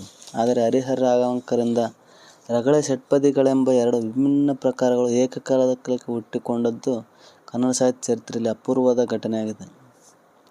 ಅಷ್ಟೇ ಅಲ್ಲದೆ 10ನೇ ಶತಮಾನದಿಂದ 12ನೇ ಶತಮಾನದವರೆಗೆ ಚಂಪು ಎಂಬ ಒಂದೇ ಕಾವ್ಯಮಾರ್ಗ ಕಾಣಿಸಿಕೊಂಡರೆ 12-13ನೇ ಶತಮಾನದ ಸುಮಾರು 150 ವರ್ಷಗಳ ಅವಧಿಯಲ್ಲಿ ವಚನ, ರಗಳೆ, ಷಟ್ಪದಿಗಳೆಂಬ 3 ರೂಪಗಳು ಹುಟ್ಟಿಕೊಂಡಿದ್ದು ಈ ಕಾಲದ ಪ್ರಯೋಗ ಪರಿಣತಿಗೆ ಸಾಕ್ಷಿಯಾಗಿದೆ. ಚಂಪುವಿಗೆ ಪಂಪನ ಹೆಸರಾದಂತೆ ರಗಳೆಗೆ ಹರಿಹರನ ಹೆಸರಾದಂತೆ ಷಟ್ಪದಿಗೆ ರಾಘವಾಂಕನ ಹೆಸರಾಗಿದ್ದಾನೆ. ಷಟ್ಪದಿ ರೂಪ ರಾಘವಾಂಕನ ನಂತರ ಅತ್ಯಂತ ಆಕರ್ಷಣೀಯ ಮಾಧ್ಯಮವಾಯಿತು. ಕವಿಗಳಿಗೆ ಮತ್ತು ಓದುಗರಿಗೆ 14ನೇ ಶತಮಾನದಿಂದ 17ನೇ ಶತಮಾನದವರೆಗೆ ತನ್ನ ಆಧಿಪತ್ಯವನ್ನು ಸ್ಥಾಪಿಸಿಕೊಂಡ ಈ ಪ್ರಕಾರದಿಂದಾಗಿ ಇದನ್ನು ಷಟ್ಪದಿ ಯುಗವೆಂದು ಕರೆಯಬಹುದು. ರಗಳೆಗಳಲ್ಲಿ 3 ಪ್ರಕಾರಗಳಿದ್ದಂತೆ ಅಂದರೆ ಉತ್ಸಾಹ, ಲಲಿತ, ಮಂದಾನಿಲ. ಉತ್ಸಾಹ ಎಂದರೆ 3 ಮಾತ್ರೆಗಳ ಗಣಗಳಿಂದ ಕೂಡಿರ್ತಕ್ಕಂಥದ್ದು ಮತ್ತು ಮಂದಾನಿಲ ಅಂದರೆ 4 ಮಾತ್ರೆ ಗಣಗಳಿಂದ ಕೂಡಿರ್ತಕ್ಕಂಥದ್ದು. ಅದೇ ರೀತಿ ಲಲಿತ ರಗಳೆ 5 ಮಾತ್ರೆ ಗಣಗಳಿಂದ ಕೂಡಿರ್ತಕ್ಕಂಥದ್ದು. ಉತ್ಸಾಹ, ಮಂದಾನಿಲ, ಲಲಿತ ರಗಳೆಯಂತೆ ಷಟ್ಪದಿಯಲ್ಲಿ 6 ಷಟ್ಪದಿಗಳಿವೆ. ಶರ, ಕುಸುಮ, ಭೋಗ, ಭಾಮಿನಿ, ಪರಿವರ್ಧನೆ ವಾರ್ಧಕ. ಇದೇ ಥರ 6 ಪಂಕ್ತಿಗಳು ಅಂದರೆ 6 ಸಾಲುಗಳಿಂದ ರಚನೆಯಾಗಿರ್ತಕ್ಕಂಥದ್ದು, ಅದಕ್ಕೆ ಷಟ್ಪದಿ ಎಂದು ಕರೀತಾರೆ. ಹಿಂದಿನ ಉಳಿದ ಪದ್ಯಬಂಧಗಳಲ್ಲಿ ಹೆಚ್ಚು ಪಾದಗಳನ್ನು ಉಳ್ಳದ್ದು. ಅಂದರೆ ಕಂದ ವೃತ್ತಗಳು 4 ಪಾದಗಳು, ಸಾಂಗತ್ಯದ್ದು 4 ಪಾದ, ತ್ರಿಪದಿಯದು ಸ್ಥೂಲವಾಗಿ 3, ಷಟ್ಪದಿಯದು 6. ಷಟ್ಪದಿ ಎಂಬ ಈ ರೂಪ ರಾಘವಾಂಕನ ನಿರ್ಮಿತಿಯೇನೂ ಅಲ್ಲ. ಹಿಂದಿನ ಕಾವ್ಯಗಳಲ್ಲಿ ಮತ್ತು ಲಕ್ಷಣ ಗ್ರಂಥದಲ್ಲಿ ಅದರ ಕ್ವಚಿತ್ ಪ್ರಯೋಗ ಮತ್ತು ನಿರೂಪಣೆ ಇದೆ. ರಾಘವಾಂಕನು ಬಳಸಿದ್ದು ವಿಶೇಷವಾಗಿ ವಾರ್ಧಕ ಷಟ್ಪದಿಯನ್ನೇ. ಇದಲ್ಲದೆ ರಾಘವಾಂಕನು ಈ ವಾರ್ಧಕ ಷಟ್ಪದಿಯ ಬಳಕೆಯಲ್ಲಿಯೇ ಅನೇಕ ಪ್ರಯೋಗಗಳನ್ನು ಮಾಡಿರುವುದು ಅವನ ಕೃತಿಗಳನ್ನು ನೋಡಿದರೆ ಕಂಡುಬರುತ್ತದೆ. ರಾಘವಾಂಕನು ಹರಿಶ್ಚಂದ್ರ ಕಾವ್ಯ, ಸಿದ್ಧರಾಮ ಚರಿತೆ, ಸೋಮನಾಥ ಚರಿತೆ ಇವು ಕನ್ನಡದ ಮೊಟ್ಟಮೊದಲ ಷಟ್ಪದಿ ಕಾವ್ಯಗಳಾಗಿವೆ. ಇವುಗಳಲ್ಲಿ ರಾಘವಾಂಕನು ತನ್ನ ಸಾಮರ್ಥ್ಯವನ್ನೆಲ್ಲ ಪ್ರಕಟಿಸಿದ್ದಾನೆ. ಅಂದರೆ ಹರಿಶ್ಚಂದ್ರ ಕಾವ್ಯ, ಸಿದ್ಧರಾಮ ಚರಿತೆ, ಸೋಮನಾಥ ಚರಿತೆ ಇವು ಪ್ರಮುಖ ಕನ್ನಡದ ಕಾವ್ಯಗಳು, ಷಟ್ಪದಿ ಕಾವ್ಯಗಳು. ಅದಕ್ಕಿಂತ ಮೊದಲು ಷಟ್ಪದಿ ಇತ್ತು, ಆದರೂ ಪ್ರಮುಖವಾಗಿರ್ತಕ್ಕಂಥ ಕಾವ್ಯಗಳು ಹರಿಶ್ಚಂದ್ರ ಕಾವ್ಯ, ಸಿದ್ಧರಾಮ ಚರಿತೆ, ಸೋಮನಾಥ ಚರಿತೆಗಳು ಇವು ಪ್ರಮುಖವಾಗಿರ್ತಕ್ಕಂಥವು. ರಾಘವಾಂಕನಿಂದ ಮೊದಲು ನಿರ್ಮಿತವಾದಂಥ ಕಾವ್ಯಗಳು ಹರಿಶ್ಚಂದ್ರ ಕಾವ್ಯ, ನಂತರ ಸಿದ್ಧರಾಮ ಚರಿತೆ, ಆಮೇಲೆ ಸೋಮನಾಥ ಚರಿತೆ. ರಾಘವಾಂಕನು ಹರಿಶ್ಚಂದ್ರ ಕಾವ್ಯದಲ್ಲಿ ನಾಟ್ಯಮಯ ಸಂದರ್ಭಗಳನ್ನು ಷಟ್ಪದಿ ಚೌಕಟ್ಟಿನಲ್ಲಿ ನಿರ್ವಹಿಸುವ ರೀತಿ ಆಶ್ಚರ್ಯಕರವಾಗಿದೆ. ಪಾತ್ರಗಳು ಮುಖಾಮುಖಿಯಾಗಿ ನಿಂತು ನಡೆಸುವ ವಾದ ಸಂವಾದಗಳು ಆಡುಮಾತಿನ ದಾಟಿಯಲ್ಲಿ ರಾಘವಾಂಕನ ಷಟ್ಪದಿಗಳು ಹಿಡಿದಿಟ್ಟುಕೊಡುತ್ತವೆ. ಇದರಲ್ಲಿ ವಿಶ್ವಾಮಿತ್ರನಿಗೆ ತನ್ನದೆಲ್ಲವನ್ನೂ ದಾರಿ ಎರೆದ ನಂತರ ಹರಿಶ್ಚಂದ್ರನನ್ನು ರಾಜಧಾನಿಗೆ ಕರೆದುಕೊಂಡು ಹೋಗಿ ಅಲ್ಲಿನ ಸಮಸ್ತ ಅಧಿಕಾರವನ್ನು ವಹಿಸಿಕೊಂಡು ಉಪಾಯಕ್ಕಾಗಿ ವಿಶ್ವಾಮಿತ್ರ ಹರಿಶ್ಚಂದ್ರನನ್ನು ತನ್ನ ಜೊತೆಗೆ ರಥವನ್ನೇರಿ ಬಾ ಎಂದು ಕರೆಯುವ ಪ್ರಸಂಗ ಇದು. ಈ ಒಂದು ಉದಾಹರಣೆ ನೋಡೋಣ. ನಡೆ ರಥವನ್ನೇರಿಕೊಳ್ಳು, ಒಲ್ಲೆ ಏಕೊಲ್ಲೆ, ಪರರೊಡವೆ ಎನಗಾಗದು ಏಕಾಗದು, ಆನ್ ಇತ್ತೆನ್ ಇತ್ತೆಡೆ ಕೊಳಲು ಬಾರದು, ಅದೇಂ ಕಾರಣಂ ಬಾರದು, ಯಮಗಂ ಪ್ರತಿಗ್ರಹ ಹಂಸ ಸಲ್ಲದು, ಕಡೆಗೆ ನಿನ್ನೊಡವೆ ಅಲ್ಲವೇ ಅಲ್ಲ ಏಕಲ್ಲ, ಕೊಡದ ಮುನ್ನ ಎನ್ನೊಡನೆ ಕೊಟ್ಟಿ ಬಳಿಕ ಎನಗೆಲ್ಲಿ ಒಡವೆ ಎಂದು ಆರರೆ ದಾನಿಗಳ ಬಲ್ಲಹನು ಮುನಿಯೊಡನೆ ಸುಳ್ನುಡಿ ಕೊಟ್ಟನು. ಇದು ಹರಿಶ್ಚಂದ್ರ ಕಾವ್ಯದ ಒಂದು ಸಾಲು, ಒಂದು ಪದ್ಯ. ಹೀಗೆ ನಾಟ್ಯಮಯವಾಗಿರ್ತಕ್ಕಂಥದ್ದು ಹರಿಶ್ಚಂದ್ರನ ಕಾವ್ಯ ರಾಘವಾಂಕನದು. ಬಿಸಿಲಾಗಿ ಬಿರುಗಾಳಿಯಾಗಿ ಕಲು ನೆಲನಾಗಿ ವಿಷಮಾಗ್ನಿಯಾಗಿ ನಾನಾ ಕ್ರೂರ ಮೃಗವಾಗಿ ಮಸಗಿ ಘೋರಾರಣ್ಯವಾಗಿ ಕವಿಯುವ ಭೂತ ಬೇತಾಳರಾಗಿ ಎಂಬಲ್ಲಿನ ಈ ಪದ್ಯ ವಿನ್ಯಾಸದ ಭಂಗಿಯನ್ನಾಗಲಿ, ಮಲೆತು ಬೆನ್ನಟ್ಟುವ ಮಹಾರಿಷಡ್ವರ್ಗಮಂ ಗೆಲ್ಲಲರಿಯದವನಾಹವಗ ಗೆಹಳಂಗೆಲವ, ನಿನ್ನೊಳಗೆ ಕರಣವ ಸಂತವಿಡಲರಿಯದವನಾವ ದೇಶವಂ ಸಂತವಿಡುವೆ ಎನ್ನುವಲ್ಲಿ ಭಾಷೆಯ ಆಸು ಬೀಸುಗಳನ್ನಾಗಲಿ ನೋಡಬಹುದು. ರಾಘವಾಂಕನ ಷಟ್ಪದಿಗಳ ರಚನಾ ಕ್ರಮವನ್ನು ಕುರಿತ ಅಭ್ಯಾಸ ಮಾಡುವ ಕೆಲಸ ಇನ್ನೂ ನಡೆಯಬೇಕಾಗಿದೆ. ಇದಲ್ಲದೆ ರಾಘವಾಂಕನೇ ಮೊಟ್ಟಮೊದಲಿಗೆ ಒಂದು ಉದ್ದಂಡ ಷಟ್ಪದಿ ಎಂಬ ಹೊಸ ಷಟ್ಪದಿ ರೂಪವನ್ನು ಆವಿಷ್ಕಾರ ಮಾಡಿಕೊಂಡು ವೀರೇಶ ಚರಿತೆ ಎಂಬ ಒಂದು ಕಾವ್ಯವನ್ನು ಬರೆದಿದ್ದಾನೆ. ರಾಘವಾಂಕ ನಂತರ ಭೀಮಕವಿ, ವಿರೂಪಾಕ್ಷ ಪಂಡಿತ ಮೊದಲಾದವರು ಈ ಷಟ್ಪದಿ ಪರಂಪರೆಯನ್ನು ಮುಂದುವರಿಸಿದರು. ರಾಘವಾಂಕನನ್ನು ಬಿಟ್ಟರೆ ಕುಮಾರವ್ಯಾಸ ಯುಗ ಪ್ರವರ್ತಕನಾದ ಮಹಾಕವಿಯಾಗಿದ್ದಾನೆ. ಕುಮಾರವ್ಯಾಸ, ಚಾಮರಸ, ಲಕ್ಷ್ಮೀಶ ಈ ಮೂವರೇ ಇವರಲ್ಲಿ ಕಲಿಯಾದವರಿಗೂ ಕಾಮಧೇನುವಾಗಿ ಕನ್ನಡದ ಜನಮನವನ್ನು ಸೂರೆಗೊಂಡ ಕುಮಾರವ್ಯಾಸ ಭಾರತ ಅಂದರೆ ಕರ್ನಾಟ ಭಾರತ ಕಥಾಮಂಜರಿ ಬಹಳ ಜನಮನವನ್ನು ಸೂರೆಗೊಂಡಿರ್ತಕ್ಕಂಥದ್ದು. ಹಾಗೆ ಚಾಮರಸನ ಪ್ರಭುಲಿಂಗ ಲೀಲೆ ಬಹಳ ಒಂದು ಅಚ್ಚುಕಟ್ಟಾದ ಒಂದು ಕಾವ್ಯವ ಎಂದು ನಾವು ತಿಳಿದುಕೊಳ್ಬೋದು. ರೂಪಕ ಸಾಮ್ರಾಜ್ಯದ ಚಕ್ರವರ್ತಿ ಎಂದು ಕುಮಾರವ್ಯಾಸನನ್ನು ನಾವು ಕರೆದರೆ, ಕವಿ ಚೂತವನ ಚೈತ್ರ ನಾದಲೋಲ ಎಂದು ಲಕ್ಷ್ಮೀಶನನ್ನು ಕರೆಯುತ್ತೇವೆ.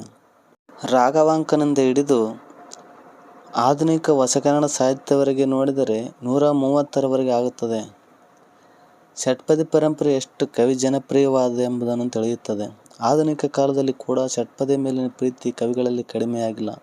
ಡಿ.ವಿ.ಜಿ, ಗೋವಿಂದ ಪೈ, ಬೇಂದ್ರೆ, ಕುವೆಂಪು ಮತ್ತು ಅಡಿಗರಲ್ಲಿಯೂ ಷಟ್ಪದಿಯ ಪ್ರಯೋಗಗಳನ್ನು ಅವರ ಮೊದಲ ಕಾವ್ಯಗಳಲ್ಲಿ ಕಾಣಬಹುದು.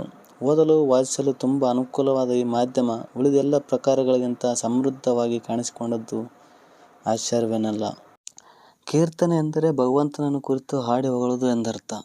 ಕನ್ನಡದಲ್ಲಿ ವೈಷ್ಣವ ಮತದ 2 ಪಂಥಗಳನ್ನು ಗುರುತಿಸಬಹುದು. ಒಂದು ಶ್ರೀರಾಮಾನುಜರಿಂದ ಕರ್ನಾಟಕಕ್ಕೆ ಬಂದ ಶ್ರೀ ವೈಷ್ಣವ, ಮತ್ತೊಂದು ಮಧ್ವಾಚಾರ್ಯರಿಂದ ಪ್ರಚಲಿತವಾದ ದ್ವೈತ ಮತ 12ನೇ ಶತಮಾನ ಪೂರ್ವಾರ್ಧದಲ್ಲಿ.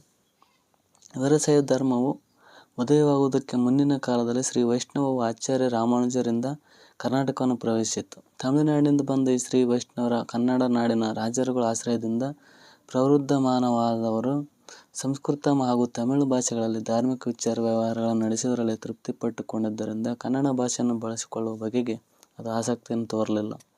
ಒಂದು ವೇಳೆ ರಾಮಾನುಜ ಪಂಥವು ಕನ್ನಡ ನಾಡಿನ ಜನತೆಯ ಭಾಷೆಯನ್ನೇ ತನ್ನ ಅಭಿವ್ಯಕ್ತಿಯ ಮಾಧ್ಯಮವನ್ನಾಗಿ ಮಾಡಿಕೊಂಡಿದ್ದರೆ ಅಂದೇ ಕನ್ನಡದಲ್ಲಿ ವೈಷ್ಣವ ಸಾಹಿತ್ಯ ಉದಯವಾಗುವ ಅವಕಾಶವಿತ್ತು. ಅದೇ ಕಾಲಕ್ಕೆ ವೀರಶೈವವು ಕ್ರಮೇಣ ಪ್ರವರ್ಧಮಾನವಾಗಿ ಜನಭಾಷೆಯನ್ನೇ ತನ್ನ ಅಭಿವ್ಯಕ್ತಿಯ ಮಾಧ್ಯಮವನ್ನಾಗಿ ಮಾಡಿಕೊಂಡಿದ್ದರಿಂದ ವೈಷ್ಣವವು ಹಿಂದಾಗಿ ವೀರಶೈವವೇ ಮುಂದಾಯಿತು.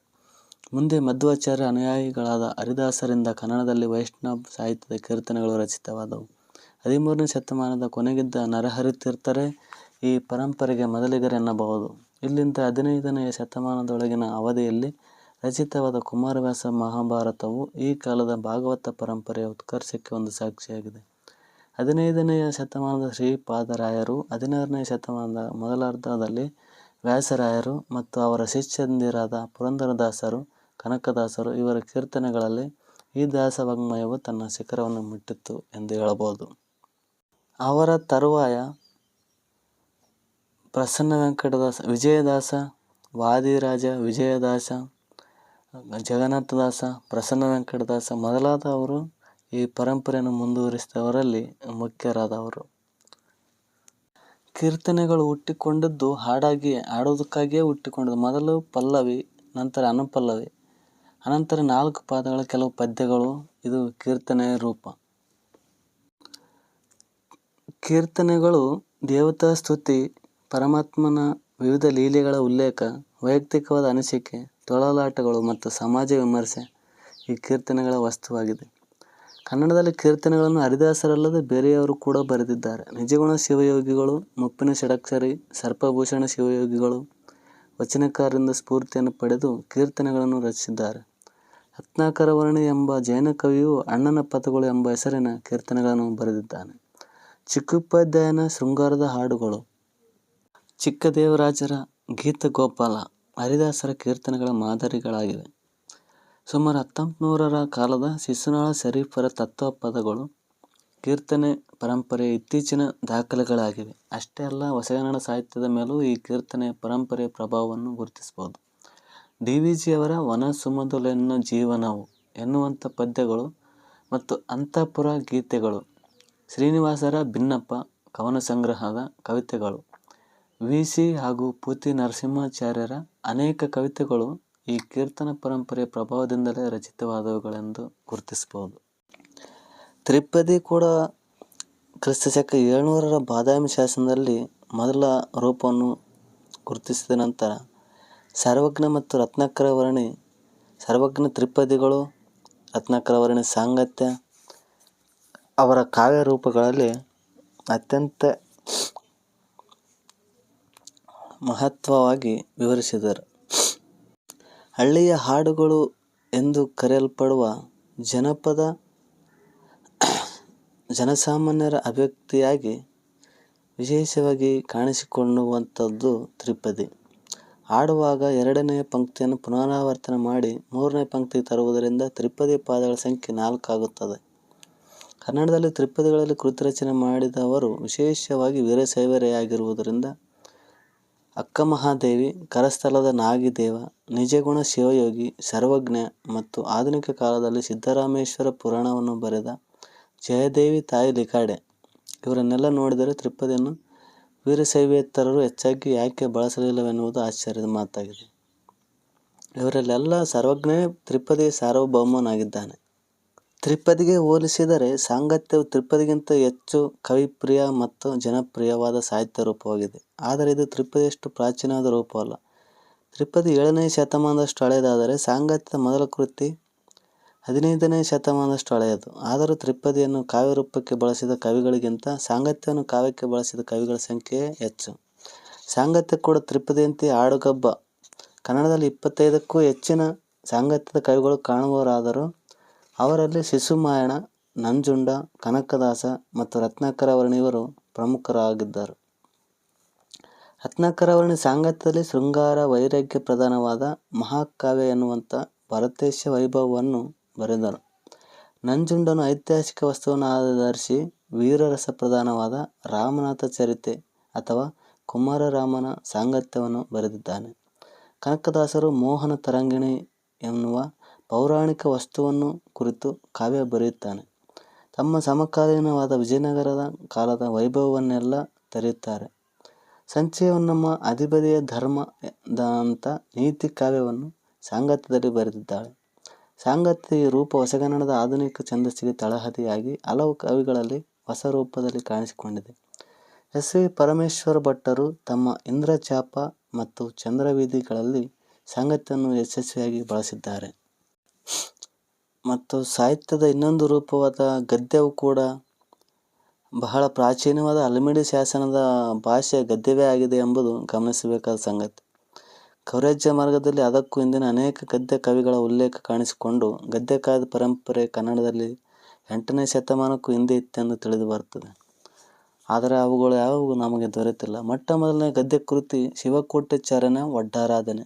ಒಡ್ಡಾರಾಧನೆಯಿಂದ ಮೊದಲು ಮಾಡಿಕೊಂಡು ಮುದ್ದಣನವರೆಗೆ ಲೆಕ್ಕ ಹಾಕಿದರೆ ಗದ್ಯದಲ್ಲಿ ಕೃತಿ ರಚನೆ ಮಾಡಿದ ಹಳೆಯ ಕವಿಗಳ ಸಂಖ್ಯೆ ಸುಮಾರು 20ರಷ್ಟಿದೆ. ಪದ್ಯದಲ್ಲಿ ರಚಿತವಾದ 106 ಕೃತಿಗಳು ಸಂಖ್ಯೆಗೆ ಹೋಲಿಸಿದರೆ ಗದ್ಯದಲ್ಲಿ ಹುಟ್ಟಿಕೊಂಡ ಕೃತಿಗಳ ಸಂಖ್ಯೆ ಎಷ್ಟೊಂದು ಕಡಿಮೆ ಎಂಬುದು ತಿಳಿಯುತ್ತದೆ. ನಯಸೇನನು ತನ್ನ ಧರ್ಮಾಮೃತ ಎಂಬ ಚಂಪು ಕಾವ್ಯದಲ್ಲಿ ಗದ್ಯವನ್ನು ಹದಮಾಡಿದ ಪರಿಣಾಮದಿಂದಾಗಿ ಅವನ ವಚನದ ಗದ್ಯಾಭಿವ್ಯಕ್ತಿಗೆ ಮುಖ್ಯ ಪ್ರೇರಣೆ ದೊರೆತಂತೆ ಕಾಣುತ್ತದೆ. ಗದ್ಯವು ಕನ್ನಡದ ದೇಸೀಯತೆಯ ಸೊಗಸನ್ನು ತನ್ನ ಕೃತಿಯಲ್ಲಿ ತೊಡಗಿಸಿದವನು ನಯಸೇನ. ವಚನಕಾರರು ಪದ್ಯಗಂಧಿಯಾದ ಗದ್ಯ ರೂಪವೊಂದು ನಿರ್ಮಿಸಿದವರು ಮತ್ತು ಹರಿಹರನು ರಗಳೆಯಲ್ಲಿ ಕೂಡ ಗದ್ಯವನ್ನು ನಡುವಣ ಸ್ಥಳಗಳಲ್ಲಿ ಬಿತ್ತಿ ಬೆಳೆದಿದ್ದಾನೆ. ಶಿವಕೋಟ್ಯಾಚಾರ್ಯರ ಒಡ್ಡಾರಾಧನೆ, ಚಾವುಂಡರಾಯ ಪುರಾಣ ಮತ್ತು ಕೆಂಪು ನಾರಾಯಣನ ಮುದ್ರಾಮಂಜೂಷ ಮತ್ತು ಮುದ್ದಣನ ಅದ್ಭುತ ರಾಮಾಯಣ, ರಾಮಾಶ್ವಮೇಧ ಇವುಗಳು ಗದ್ಯ ಕಾವ್ಯ ಕೃತಿಗಳಾಗಿವೆ. ಚಿಕ್ಕದೇವರಾಜ ವಂಶಾವಳಿ, ರಾಜಾವಳಿ ಕಥೆಗಳು ಇವು ಚಾರಿತ್ರಿಕ ಕಥನಗಳಾಗಿವೆ. ವಚನಗಳನ್ನಲ್ಲದೆ ಬೇರೆ ಗದ್ಯವನ್ನು ಬಳಸಿ ಬರೆದ ಅನೇಕ ವೀರಶೈವ ಕೃತಿಕಾರರು ಕೂಡ ಗದ್ಯವನ್ನು ಬಳಸಿರುವುದು ನಮಗೆ ಕಂಡುಬರುತ್ತದೆ. ಇವೆಲ್ಲವುಗಳನ್ನು ತಿಳಿದು ನೋಡಿದರೆ ಒಡ್ಡಾರಾಧನೆ ಮತ್ತು ಇತ್ತ ರಾಮಾಶ್ವಮೇಧ ಇವೆರಡೇ ತೀರ ಮಹತ್ವದ ಗದ್ಯ ಕೃತಿಗಳಾಗಿ ಕಂಡುಬರುತ್ತವೆ. ಒಡ್ಡಾರಾಧನೆ 19 ಜೈನ ಧಾರ್ಮಿಕ ಕಥೆಗಳ ಸಂಗ್ರಹ ಆಗಿದೆ. 1823ರಲ್ಲಿ ಕೆಂಪುನಾರಾಯಣನು ಬರೆದ ಮುದ್ರಾಮಂಜೂಷವೆಂಬ ಗದ್ಯ ಕೃತಿ ವಿಶಾಖದತ್ತನ ಮುದ್ರಾರಾಕ್ಷಸವೆಂಬ ಸಂಸ್ಕೃತ ನಾಟಕವನ್ನು ಆಧಾರವಾಗಿಟ್ಟುಕೊಂಡು ಬರೆದದ್ದು. ಹಳೆಗನ್ನಡ ಹೊಸಗನ್ನಡಗಳ ವಿಲಕ್ಷಣ ಮಿಶ್ರಣದಿಂದ ಈ ಗದ್ಯವು ಹೊಸಗನ್ನಡದ ಗದ್ಯವು ವಿಕಾಸಗೊಳ್ಳುವ ಮೊದಲ ಹಂತದ ಅವಸ್ಥಾ ರೂಪವಾಗಿ ನಮಗೆ ಕಂಡುಬರುತ್ತದೆ. ಯಾವುದಂದರೆ ಕೆಂಪುನಾರಾಯಣನ ಮುದ್ರಾಮಂಜೂಷ. ಅನಂತರ ರಚಿತವಾದದ್ದು ಮುದ್ದಣನ ರಾಮಾಶ್ವಮೇಧ. ಇದು ಭಾಷೆಯಲ್ಲಿ ಹಳೆಗನ್ನಡವಾದರೂ ಸತ್ವದಲ್ಲಿ ತೀರ ಆಧುನಿಕತೆಯನ್ನು ಪ್ರಕಟಿಸುತ್ತದೆ. ಕಥೆ ಹೇಳುವ ರೀತಿ ಅದಕ್ಕೆ ಹಿನ್ನೆಲೆಯಾಗಿ ನಿರ್ಮಿಸಿಕೊಂಡ ಮುದ್ದಣ ಮನೋರಮೆಯರ ಸಂಸಾರದ ಚಿತ್ರದ ಸುವರ್ಣದ ಚೌಕಟ್ಟು, ಕಥನ ಕಲೆಯಲ್ಲಿ ಕಂಡುಬರುವ ನಾವೀನ್ಯತೆ ಇವುಗಳಿಂದಾಗಿ ಹೊಸಗನ್ನಡ ಸಾಹಿತ್ಯದ ಸುಪ್ರಭಾತಕ್ಕೆ ಇದು ಸಂಕೇತವಾಗಿದೆ. ಹಿಂದಿನ ಸಾಹಿತ್ಯ ಪರಂಪರೆಯಿಂದ ತೀರಾ ಭಿನ್ನವಾದ ದೃಷ್ಟಿ, ಧ್ಯೇಯ, ಧೋರಣೆ, ಶೈಲಿಗಳಲ್ಲಿ ಹೊಸತನವನ್ನು ಪ್ರಕಟಿಸಿಕೊಂಡಿರತಕ್ಕಂಥ ಗದ್ಯ, ಭಾವಗೀತೆ, ಕಾದಂಬರಿ, ಕಥೆ, ಪ್ರಬಂಧ, ಜೀವನ ಚಿತ್ರ, ನಾಟಕ, ಮಹಾಕಾವ್ಯ ಇತ್ಯಾದಿ ವಿವಿಧ ರೂಪಗಳನ್ನು ತಾಳಿ ಕಳೆದ 20 ವರ್ಷಕ್ಕೂ ಮೀರಿದ ನವೋದಯ, ಪ್ರಗತಿಶೀಲ, ನವ್ಯ ಮತ್ತು ದಲಿತ ಬಂಡಾಯ ಎಂಬ 4 ಸಾಹಿತ್ಯ ಚಳವಳಿಗಳು ಕಾಣಿಸಿಕೊಂಡಿವೆ.